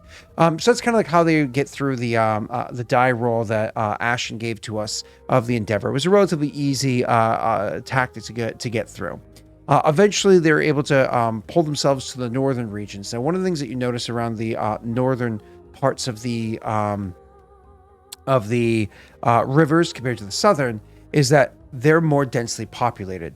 So in the southern part of the rivers, you'll notice that there is, from what your characters are able to pick up, so this one's more of kind of like a knowledge local. And if you don't have knowledge local, then it's going to have to be a sense motive with a serious increase in the DC. Serious increase. Do I want to use a +2 local, or do I want where's my sense motive? +9 sense motive. I'm going to go sense motive. Okay. Oh, and then I rolled a 5. You guys all rolled trash. So you, one of the things I'm going to say is that you noticed down in the south, it was it was more sparsely populated. There weren't as many Karak down the southern part of this region, so near to the border and shortly above it. That first third area, you can go hours without seeing any Karak along the rivers, Beg and whatnot there. But you would still see multiple groups of them a day. But again, you can go hours without seeing them. Getting to that middling third of the travel up, again, if you're actually looking at the map there, along the river, that middling third is where it has that really hooked area. This is where things start to get extremely dicey. So that bottom third is where they were hurling the fire at you, and you guys were able to get rid of it. This middling third is where things are a bit more heated up. All of the soldiers have to have weapons on hand to be prepared for this. It's kind of an all hands on deck period of time, especially going around that thin little bends that they have inside the river right there. So for those that aren't looking at the map, as they're traveling northward, there's a few different kind of curves to the river. But there's one point in time where it takes a hard curve to the east, and then as soon as it gets to the most eastward point, it takes almost 120-degree turn, like right off the bat, back to effectively going from northeast east to switching back to west-west-south. Like It's a like the blip in a heart monitor. Like it's just Yeah. like that. Yeah, it's pretty intense. So so it's like a hard 120-degree turn with a few degrees before and after that hard turn that they go into it. So this area is an area which is really easy to attack ships. So at this point in time, all hands on deck is a situation where your characters have to kind of be there, and the captain actually gives the orders. And Viggo, you're the master of the ship as of right now, even though the captain outranks you by 1 rank. You are the one calling the shots on this mission because it was said so by the higher ups. So you're of course going to trust them and listen to the advice that they give, and you're probably going to defer to them for most decisions, but you do get to have say in this matter. So one of the things that the captain says is you guys are getting close to this. We're talking maybe 2 hours out from where you start to see lots of Karuk all around because you're getting closer to the bend. He's like, all right, everybody's noticed that we've been a bit on edge here.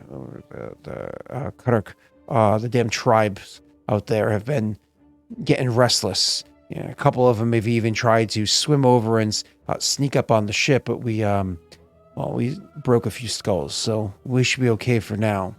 But when we get to this bend, we can no longer take defensive positions. We need to switch to the offensive. Anybody who has a bow needs to have it prepared. Anyone with a sling, get your bullets ready.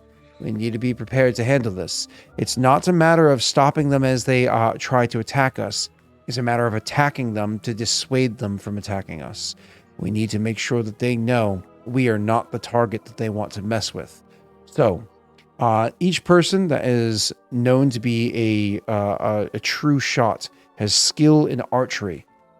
It's your responsibility to have a weapon in hand and to consistently attack at them. It does not matter it doesn't matter how many you kill. We need to keep them at bay. That being said, anybody here who is not a particularly good shot, we can't go wasting precious resources on missed shots. It's not intimidating. It's seen as weakness.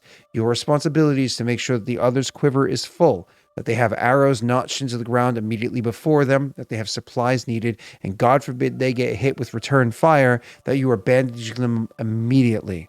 We can't take any chances on this one. Now, we do have the half walls that the support are going to be able to duck and stay behind. As for the archers, we have a couple areas where you can lock into place a slightly higher wall. This will make it so it gets you another 1.5 feet or so of height, allowing you to stand at full height without completely exposing yourself or crouching to keep hidden. This is a better method for you. It's not perfect. The thing I need you to keep aware of is that you will be exposed on your back side. As attacks are missing from your front, there will be attacks coming from your back side because both banks are a danger. This is where I come to the tertiary option here. For those that have no immediate responsibility, whether you're have a free hand or the person that you're assisting already has a full quiver of arrows, whatever it may be, we have a few tower shields with us. It is your responsibility to stand behind anybody who seems to be getting targeted from behind or just in a shitty spot and provide for them cover from behind. They need this. Otherwise, we're going to be dead in the water out there. All right. Any questions about this? Any requests for places to be? I'm definitely an archer. And I will keep a note. I said last session, I've been in my crystal suit this entire time because the idea is I'm not taking it off now because it would be too many questions. It's just, as far as anyone's concerned, it's there for the long haul. Am I provided a bow to use? Yeah, of course. Yeah, they're going to have non-composite longbows that they'll have with them, because longbow is not. I know it sounds funny because we're talking about them being Bronze Age, but the concept of the longbow will exist inside the Barren Lands because they actually have advanced. They have the orcish bone bows as well, which are even better than longbows. The horn bows. I mean, composite bows are probably something that they've gotten their hands on but haven't designed. They probably can't craft those, but they have the horn bows. And they have long bows. So, does weight affect attacks in any way, shape, or form? Just so I know if I need to no. take stuff off. No. Okay, I'll just leave that there for now then. Okay, I'm set up. Horn bros sound fun. Horn bows, like Bo Burnham. I assume I get put on the range spot. I've been on the ship for a while. I'm a true shot. So. Yeah. I mean, you got what, a 14 dex? 18. Oh, holy shit. You are a nimble boy. So 18 dexterity with a 3 bab. That's a +7 chance to hit with a non-masterwork bow. Yeah. That's pretty solid. You have the because How far out are we We have the same as me. from where we're supposed to be after this? Have we still got like more than a day's worth of traveling? Yeah, you do. So again, look at the if you're looking at the map, Jake, you're at that hard bend is what you're going into, and you're going to the at the very least the northeastern far bend. So you're probably not going to go to the very tip of the river, but you have to go to that big bend that's as far north as possible. After that, you just keep traveling back westward. What's up? Yeah, that's why we're trying to do a show of power, so they stop bothering us from here on out. Yeah. All right. Well, I guess I. What will I do? You might be shield boy. Hold my Oh, shield. does that work? The tower shield? Tristan, is Tristan a Dexy boy? I don't remember. Triss. I think he's like a middling. I think he's like a 14-ish. He's strong. Yeah, he's a strong person. But No, he's Triss is probably 12. shield boy. He's 12. And he doesn't have so he has a BAB of +4. So I mean, honestly, so he's BAB of 3 and a 1 from Dex. So that's a +4. Which honestly, if you're dealing with NPC warriors, warrior level 1, with an average, like these, you have to imagine these people probably have like a 12 or a 13 Dex, because that's like something that's important to people on a boat, on a motherfucking boat. So they're looking at +2 chance to hits for these characters. So he's as good as any of them. Yeah, so Tristan's probably going to be a bow boy. You know what I mean? I think, does that mean we're all bow boys? Yeah. Oh, not necessarily Jake. Jake might prefer to be backup because he can heal better than others. Yeah. I mean, I could shoot. I could raise my dex if I want to, but I don't really want to. No, I think you have a good medical. I say you do the keep us up, keep us shooting. Developed recurve technology, no, but mimicked. I would say they'd be able to grab somebody else's recurve bow and kind of copy that design, as opposed to being able to necessarily design it from scratch themselves. Like you almost have to imagine the idea of freehands drawing versus staring at an image while drawing. Two very different skills. So you have to imagine like they probably have a template in front of them that they can use. And then do the best they can to reverse engineer the design for that, you know. I mean, yeah, they've also got better bows for them anyway. They also wouldn't be successful 100% of the time. You know, horn what I mean? bows are nice. They're 2d6 damage. They're but they require exotic weapon proficiency. So or being an orc, or being an orc, yeah. I could do that later on. I could do enlarge weapon on one of them. 3d6 damage, boy. Gravity bullet. I gotta steal one of them bows.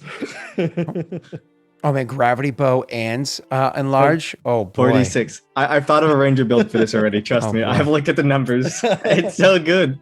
It's insane. I have so the suit can make weapons be treated one size bigger for damage dice.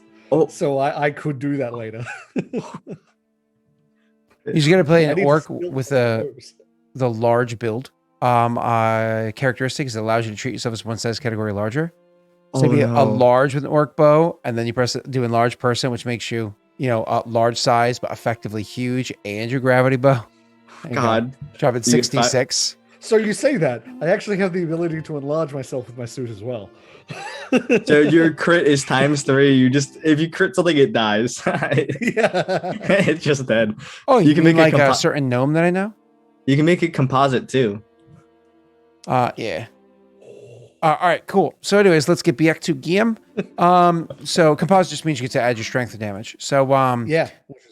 So anyways, your characters are there, and so they're going to come at you with a pretty hefty onslaught. How intense this onslaught is, I will actually allow this to be chosen by chat. This is not one tribe attacking you. This is a number of tribes attacking you. So I'm going to say, Steve, want to go ahead and roll me a 1d4, and I'm going to add a 2 to this for how many tribes are actually attacking at you guys. With that being said, Last time we did this, it ended poorly. Last time we asked Steve to roll it, it ended really bad. It's only only 4. average. So each one of us is going to choose a different person in chat to go ahead and roll a D1000, just to get some broader numbers out there. So everybody choose a person to do D1000. I'm going to choose V-Sword. I was going to choose I V-Sword. I beat you. Okay, fine. I'm going to go True Blue. Viking Magoo. Took it from you, Jake. Let's do Anno bless me today. With a D1000. Uh-oh, Shinny's here. Hide.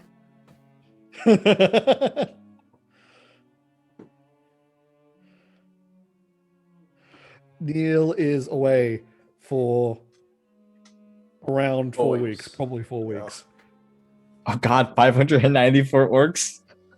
No. Is that what that means? Jesus No. fucking Christ. So anyways, it seems like True Blue's not here. Shinny, can you go ahead and roll me a D1000, same as Anno and V-Sword did?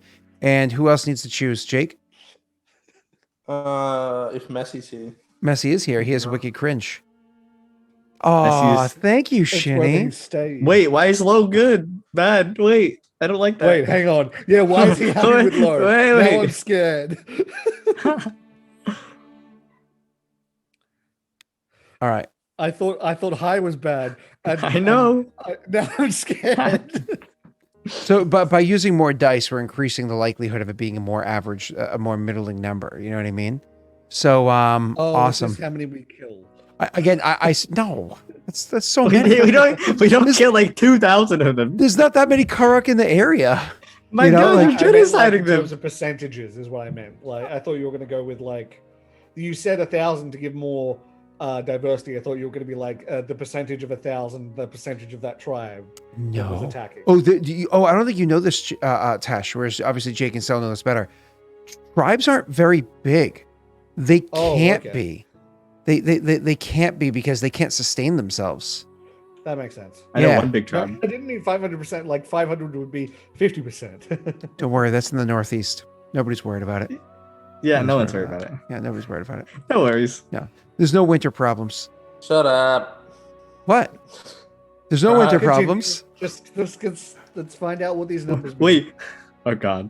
Okay, so handling the situation, let's go with the easy tribes first. More or less, we're gonna have each one of the characters kind of like leading the group and what it is that you're trying to defeat. Because you're playing as the archery character, more or less for each one of those tribes, I have a specific DC in mind based off of the die result that's there for how good you guys are good at dissuading them with your kind of like your volleys of attacks at them. So it's your offensive dissuasion, right? It's a deadly intimidation.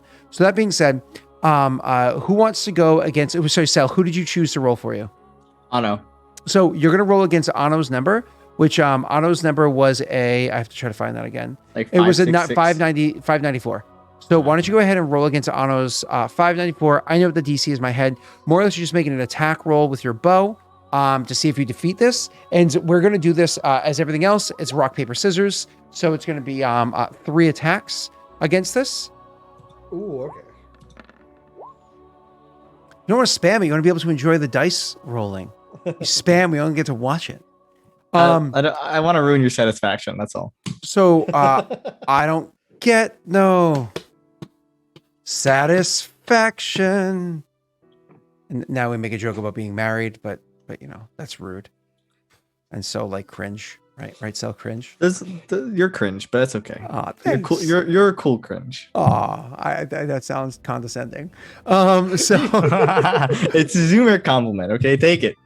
I will say against your 566 that you're rolling against there, you have been able to successfully dissuade them. I'll get to the result in a minute.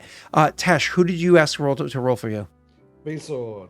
V-Sword rolled 644. Why don't you go ahead and see if you can beat the DC set by V-Sword? You make 3 attacks. And don't spam it. Let's enjoy the dice. Oof. Good thing you didn't waste that 20. Oh God. my god. Uh-oh. Oh no! It was Are the you kidding 2 me? and the Oh. critical Are you kidding compare with me? the 20. Okay. I hate these die. The worst thing about this fucking sheet is that it makes you see both dice. I know. If we could only get an if then, that would make me happier. Which, by the way, speaking of APIs, I have a +8. I have to ask Josh a favor if it can even be done. But first, back to you, sir. Did you want to add luck to any of those rolls? Oh, I mean, I would luck the second one because I'm hoping. Oh, I guess. Do I think 18 was enough? I think it's a solid roll. Yeah. Yeah, but it was also the highest of all the numbers. I would bet the DC is gonna be like 16 or 17. Yeah, that's what I was thinking. Which would mean I don't know if I can. You won't be get able to with make it on the other 11 two. anyway. You're welcome Yeah, to try. I mean, hey, if 11 you got a 15, it's something a little bit better to work with, right? You know what? I want to do that just to make them round out a little better, at least before the 10. Rolls a Please. 1. Please, oh god. Oh no. I have not rolled above 1 with a luck. Hold on. Do you want to luck that 10 to see if you can get to at least a 14? Which is better than a Don't fall for better than a Scott. 12. I'm not gonna waste anymore. I fucked up already. Let's continue. I will describe the result afterwards. Jake, you had asked who to roll for you? Messi? Messi rolled a 566, which is pretty much the same as Cell. Why don't you go ahead and you are actually not rolling attack roll. Oh, sorry. You're going to roll for your NPC. So, because you're kind of lending aid to your NPC, so on and so forth. You're aiding them, if you will. So they get a +2 chance to hit of their own volition, and your aiding of them is going to give them a +1 more. All right. So it's 1d20 plus 3.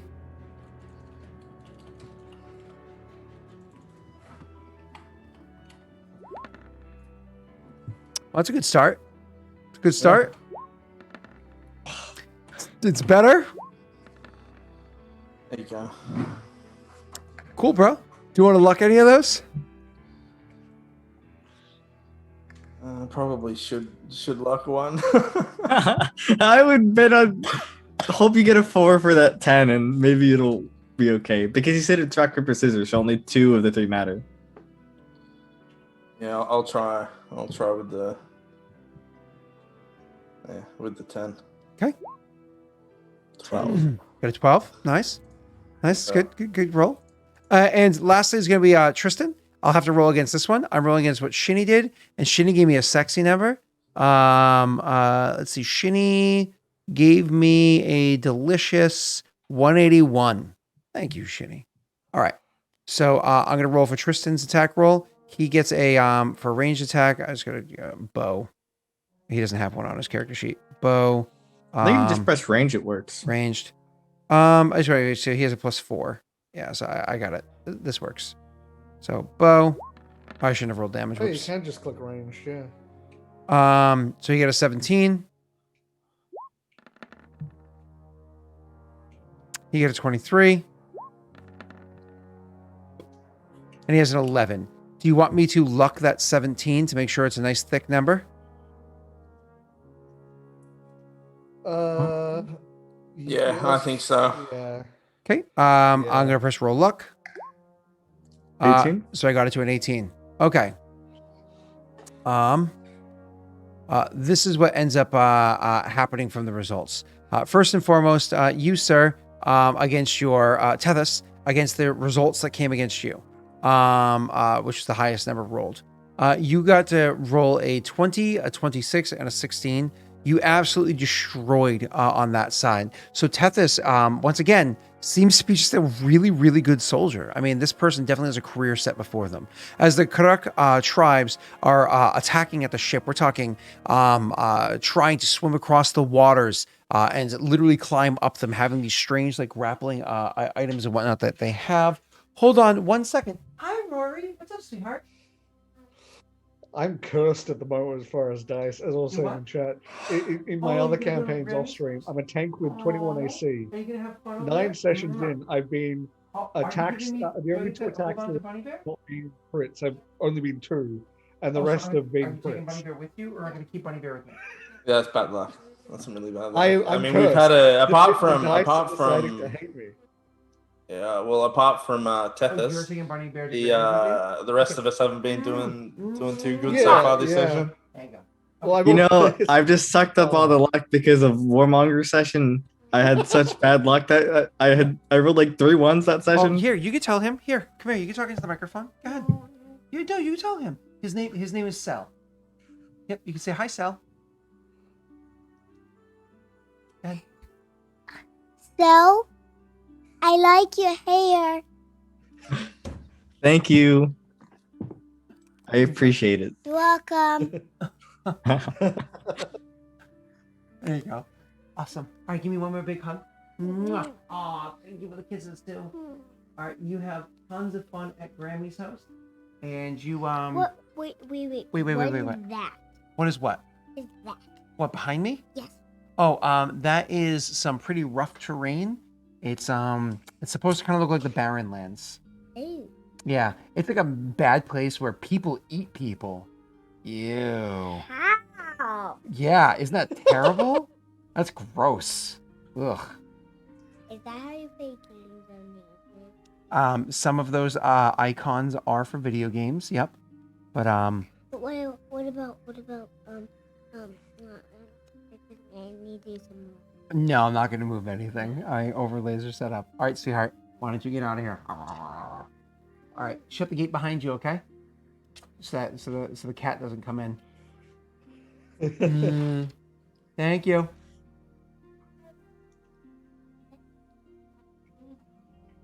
Oh, when you went and saw Kingsley? Yeah, but Yeah. Oh, they have 2 cats? Yeah. Maybe they set it on fire. Oh, they didn't. Oh, okay. Oh, they're probably better people than me.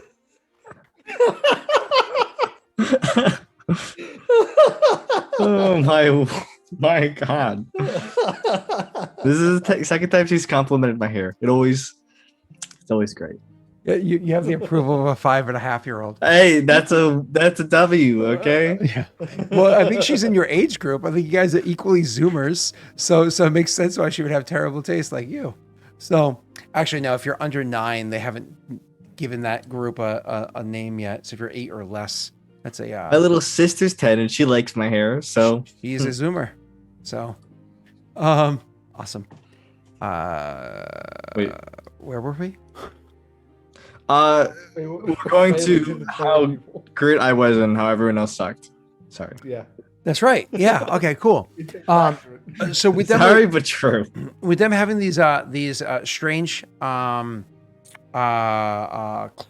objects on their hands, they're able to kind of like attach onto the side of the boat and attack them. And start trying to climb up it. So what's his name? Tethys is able to do is a combination of just trying to shoot back at the people that are back there, just taking shots at them. Now, I don't know Tethys's alignment, so I'm not sure if he's intentionally trying to attack warriors or other targets as well.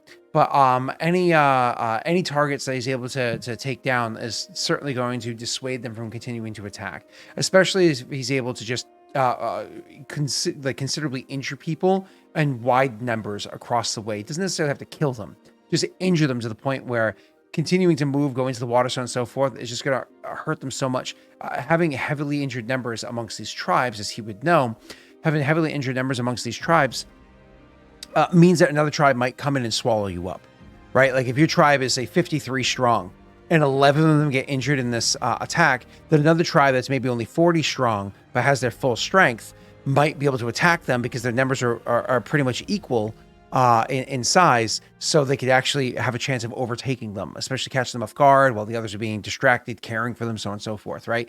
So that could definitely benefit other tribes. So just kind of like injuring many targets is what he does. With his incredibly good success right there, one of the things he does pull off, though, is of one of the people that are specifically... What's up, Royce? Oh, what did you forget, sweetheart? I'm so sorry. What did you forget, sweetheart? Oh, is that a picture of you and Kingsley? Yeah.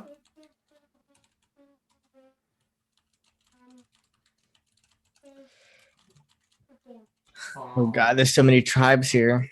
Yeah. We're so close to the woods. It's so dangerous.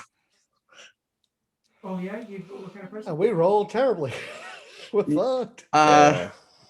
We'll be fine. I hope. For you guys.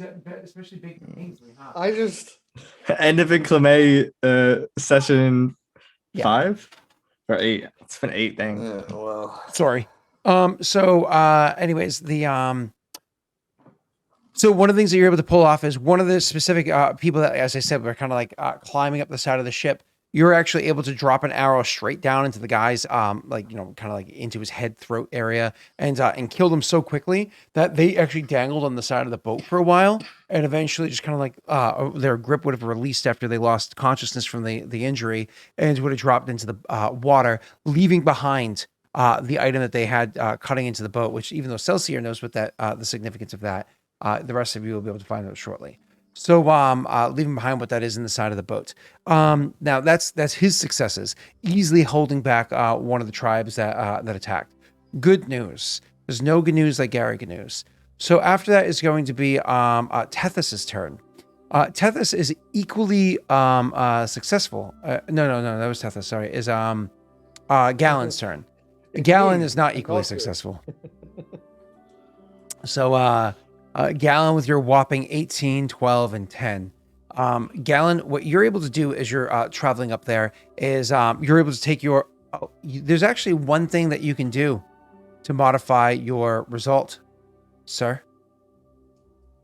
Can I spend charges on my braces? No. Or expend psionic focus? No. It's one very specific thing you can do in handling a wide array of enemies. Something that would affect a whole area of enemies. Yeah, the thing that last time I tried to do this, you ruled I had to be bloodied to use. Never mind. So, no, I got a dagger. I'll just cut into Galen. It'll be fine. Don't worry. The whole crew's like, "What are you doing? Trust me, it's worth it." Stabbing him. I was gonna say, I'm like, if you're insinuating that, I can't use that. Otherwise, I would have. I was deliberately thinking of what things I could do to be scary. That would be one of the things. So I got less than 2.5 hours sleep. Bear with me. Star Wars Session 1 is gonna be interesting tonight. So you are able to try to hold them back as much as possible. Don't get me wrong. You eventually dissuade this tribe from attacking. You do eventually dissuade them, but not before they do a considerable amount of harm to the ship itself. There is unfortunately going to be casualties on the crew that you bring with you. Do you remember how many crew members I said came? 7. Yeah. Oh, good. 7 crew members came because of including the captain. 7 crew members came on the ship, including me too, I guess. It says 10 people on the ship. So that being said, of those 10 people on the ship, there's going to be, with the failure that you have there, a pretty heavy injury against 1d4 of these crew members, of these people, I should say.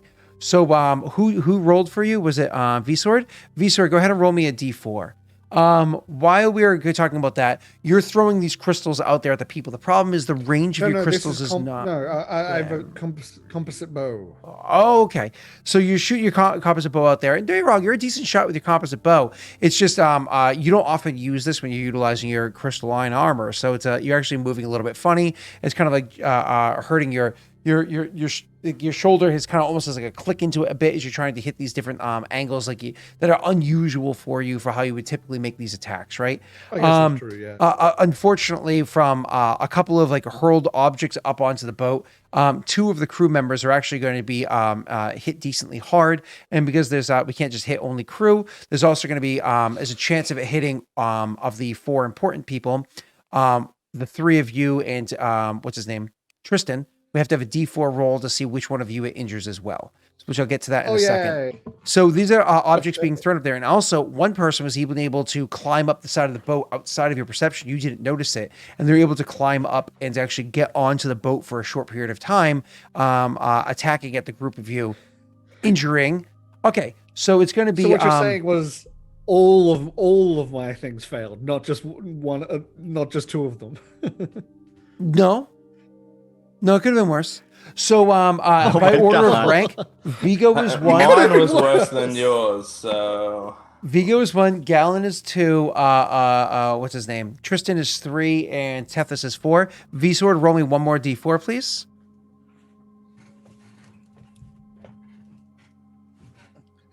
Waiting it's a for 3. it, and boom.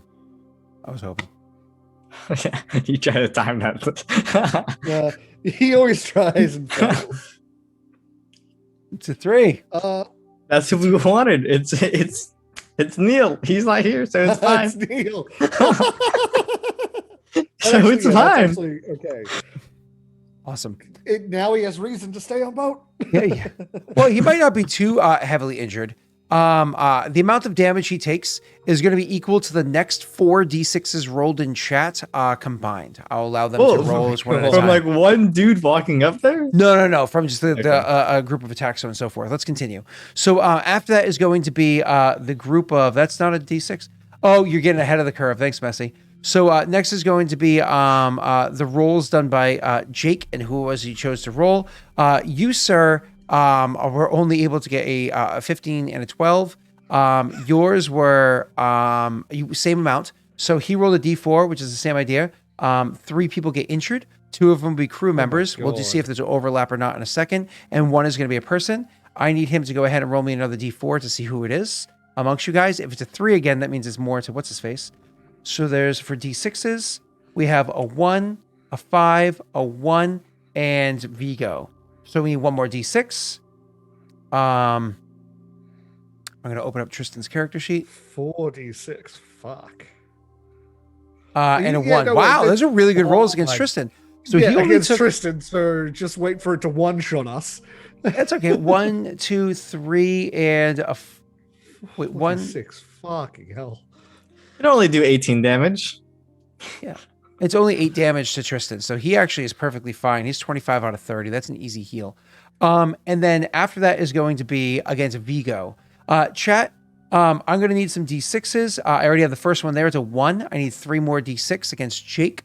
That'd be great for you guys. So what Jake does is he's unfortunately trying to aid the person that's there. And he actually does well in successfully aiding the person that's there, getting up the shield as needed and standing very close to the person, like probably closer than the average aiding person would do. But because he's very comfortable with being around people with these kind of skills, he's not intimidated by it. He's able to kind of keep down low and keep the person that he's guarding very well contained. But also is able to, when the person does get clipped, he's able to heal them relatively quickly. He can do always do after combat surgery as well if need be.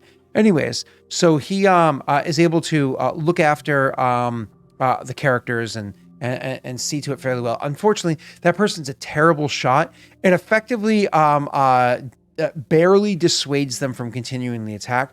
More of the dissuasion is it's not worth it for them to continue chasing you versus them actually genuinely giving up. So they actually do succeed on one of those 3 rolls. So it's a fail, but not an utter failure. And then lastly is going to be Tristan's attempt. Tristan once again crushes it. Things go very well. Tristan has no issues. Because hold on. Yeah, because he has an 18. He has an 18 and a 23. So Tristan utterly crushes it. He has no issues whatsoever. 18 beats what he needed, with the lowest roll of the rolls being the more difficult one. So Tristan's actually able to stop the attack from happening. No additional people are injured. As for the amount of damage that you take, Jake, it's a 1 and a 4 is 5 plus 5 is 10 plus 3 is you take 13 points of damage, Jake, which we'll have to handle in just a moment. As for whether or not there's overlap to the 4 crew members that are injured, to see if there's any overlap, I'm going to have Cell in chat. Can you go ahead and roll me a d6? And if it's a 1 or a 6, there's no overlap. A d6? Mm-hmm.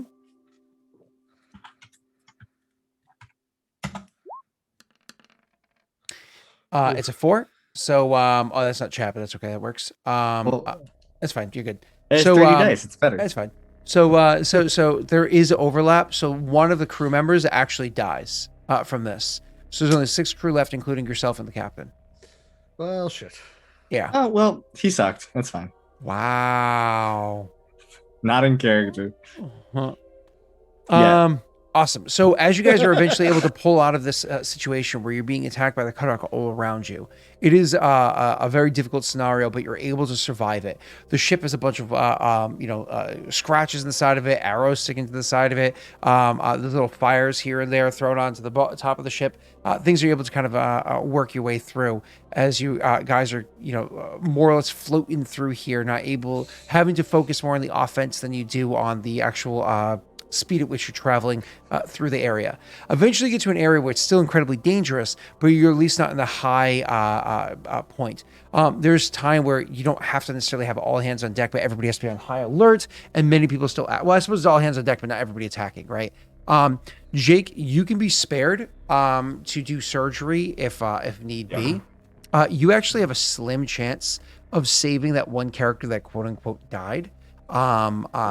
I would say for you, it's a DC 25 heal check to be able to do this. I know you roll a different skill, but it would be a DC 25 heal check for you to be able to try to pull this off. Okay, give me a second.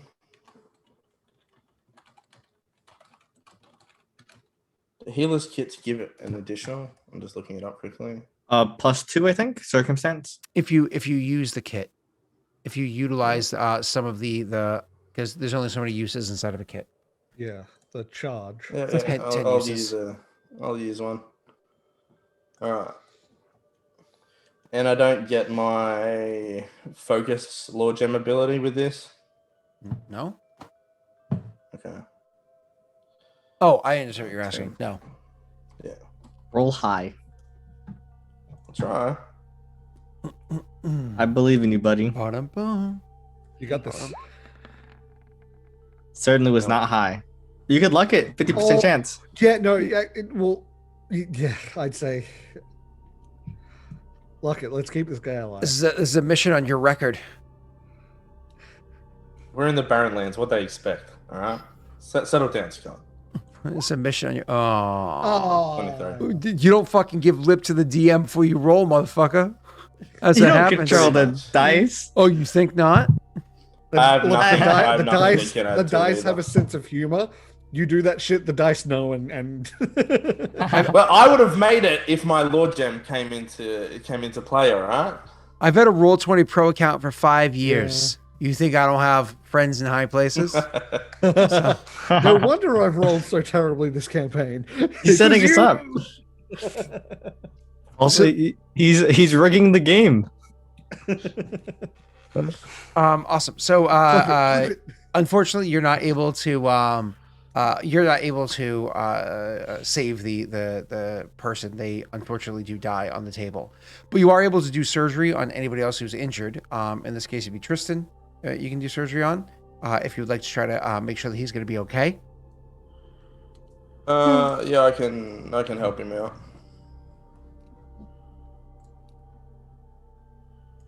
You made the Witcher fail. Well, not going to say I There you go. didn't. Wow. Oh my god. What's your wisdom modifier? Wisdom is 1. Okay, well, because when you beat the DC by 5 or more, you actually heal additional health points when you're doing surgery. Yeah. Would that go off my intelligence? No, Intelligence? No, it's wisdom because you're still utilizing heal. You're just using a different skill for it. So when you're doing surgery, which is treat deadly wounds, if you exceed the DC by 5 or more, your wisdom modifier if positive is added to the amount. What level are you guys? 3. 3. So Tristan heals 3 plus 1 is 4 points of damage. It almost makes you wonder if he should get that for each friggin'. But we're not modifying the rules at this point. So, so he heals 4 points of damage, getting back up to 29. So he'll be fine. All right. You guys finish your trek the rest of the way to the north. I'm just I going can fix to. myself up, right? What was that? He That needs I heals can, too. heal Oh, myself he up, can right? he can drink it. He can drink a concoction, an extract. Yeah, I'm going to. Yeah, he's good. He's good with that Okay, one. sweet. So that being said, why don't we go ahead and have one more person in chat roll me a D100. It's going to be Solo Wolf, exclamation point D100. and this is going to finish us off, getting you guys to the curve that's there. Did you really need to drink 2? Yep. Well, how down were you? He got hit 13 hard. damage. Oh yeah, that's right. I forgot you got your ass whooped. Yeah, he got hit fucking hard. That's either really good or really bad. He rolled a 3. Well, it's funny. You were hit 13 overnight. You're gonna heal 3 anyways. So I guess you're now gonna be full health, so you're fine. Yeah. Oh, I thought our trip was over. Oh, for 3's fuck's really bad. Oh. Get a band of Okay. 100 orcs attacking us. So one of the things that I was trying to point out to you guys earlier with that knowledge local check that you guys happen to all fail on is one of the things that you notice down south is even though there's significantly less people that are down there, the groups that are down there are that are sparse. They actually, for the most part, are bigger tribes because they can hold to themselves, even though they're taking like a lower quality of water. They can handle being closer to the parent border. And they're they have a degree of independence and more area to control for gathering things like food and so on and so forth. They have more control that's down here. Up in the northern part where the water is more fresh and whatnot, there's a ton more tribes, but they're all smaller tribes to the area. So there's maybe the tribes down to the south third area are maybe like say 200 strong, something like that. The tribes that are up here are going to be closer to say 50 strong with, like I said, there's many of them, right? And they're constantly battling with one another. Well, unfortunately, what ends up happening is as you guys are continue to make your way up towards where that bend area is, the captain actually kind of inform you guys. This is many hours after a day after what transpired there, informing you like, oh hey, we are coming towards our area where we're going to be able to finally moor the ship. Well, kind of like pull up to the shore so you guys can get off of the moor of the ship so we can stop. Unfortunately, what you guys happen to stumble across, as far as you can tell, was there was literally an area of 2 different tribes that were fighting one another. They were actively fighting against one another. Like literally you're rolling in on them actively battling each other. That at some point in time, the 2 tribes realize that, we could kill each other for resources. Or the enemy of my enemy is my, you know what I mean? So, So guys, I hope you can swim real good. I can. so you end up getting attacked by 2 tribes that are about 100 strong, which is this is a situation where, unfortunately, we're going to have to actually bring it into a little bit of a more teared down real combat instead of just quick die rolls like that. So we're going to be able to do that in a moment. The enemy of my enemy is at dinner. We're going to take a quick break. We'll be right back and we'll actually handle this fun little situation and how it is that's going to go on. I'm not going to make it too convoluted of a combat, but this does kind of set the precedence of what condition your characters are in before you leave the boat. So Oh, good. we will take a quick break and we'll be right back. Bye-bye. Yeah. Hey. Oh God, that's I'm gonna preemptively set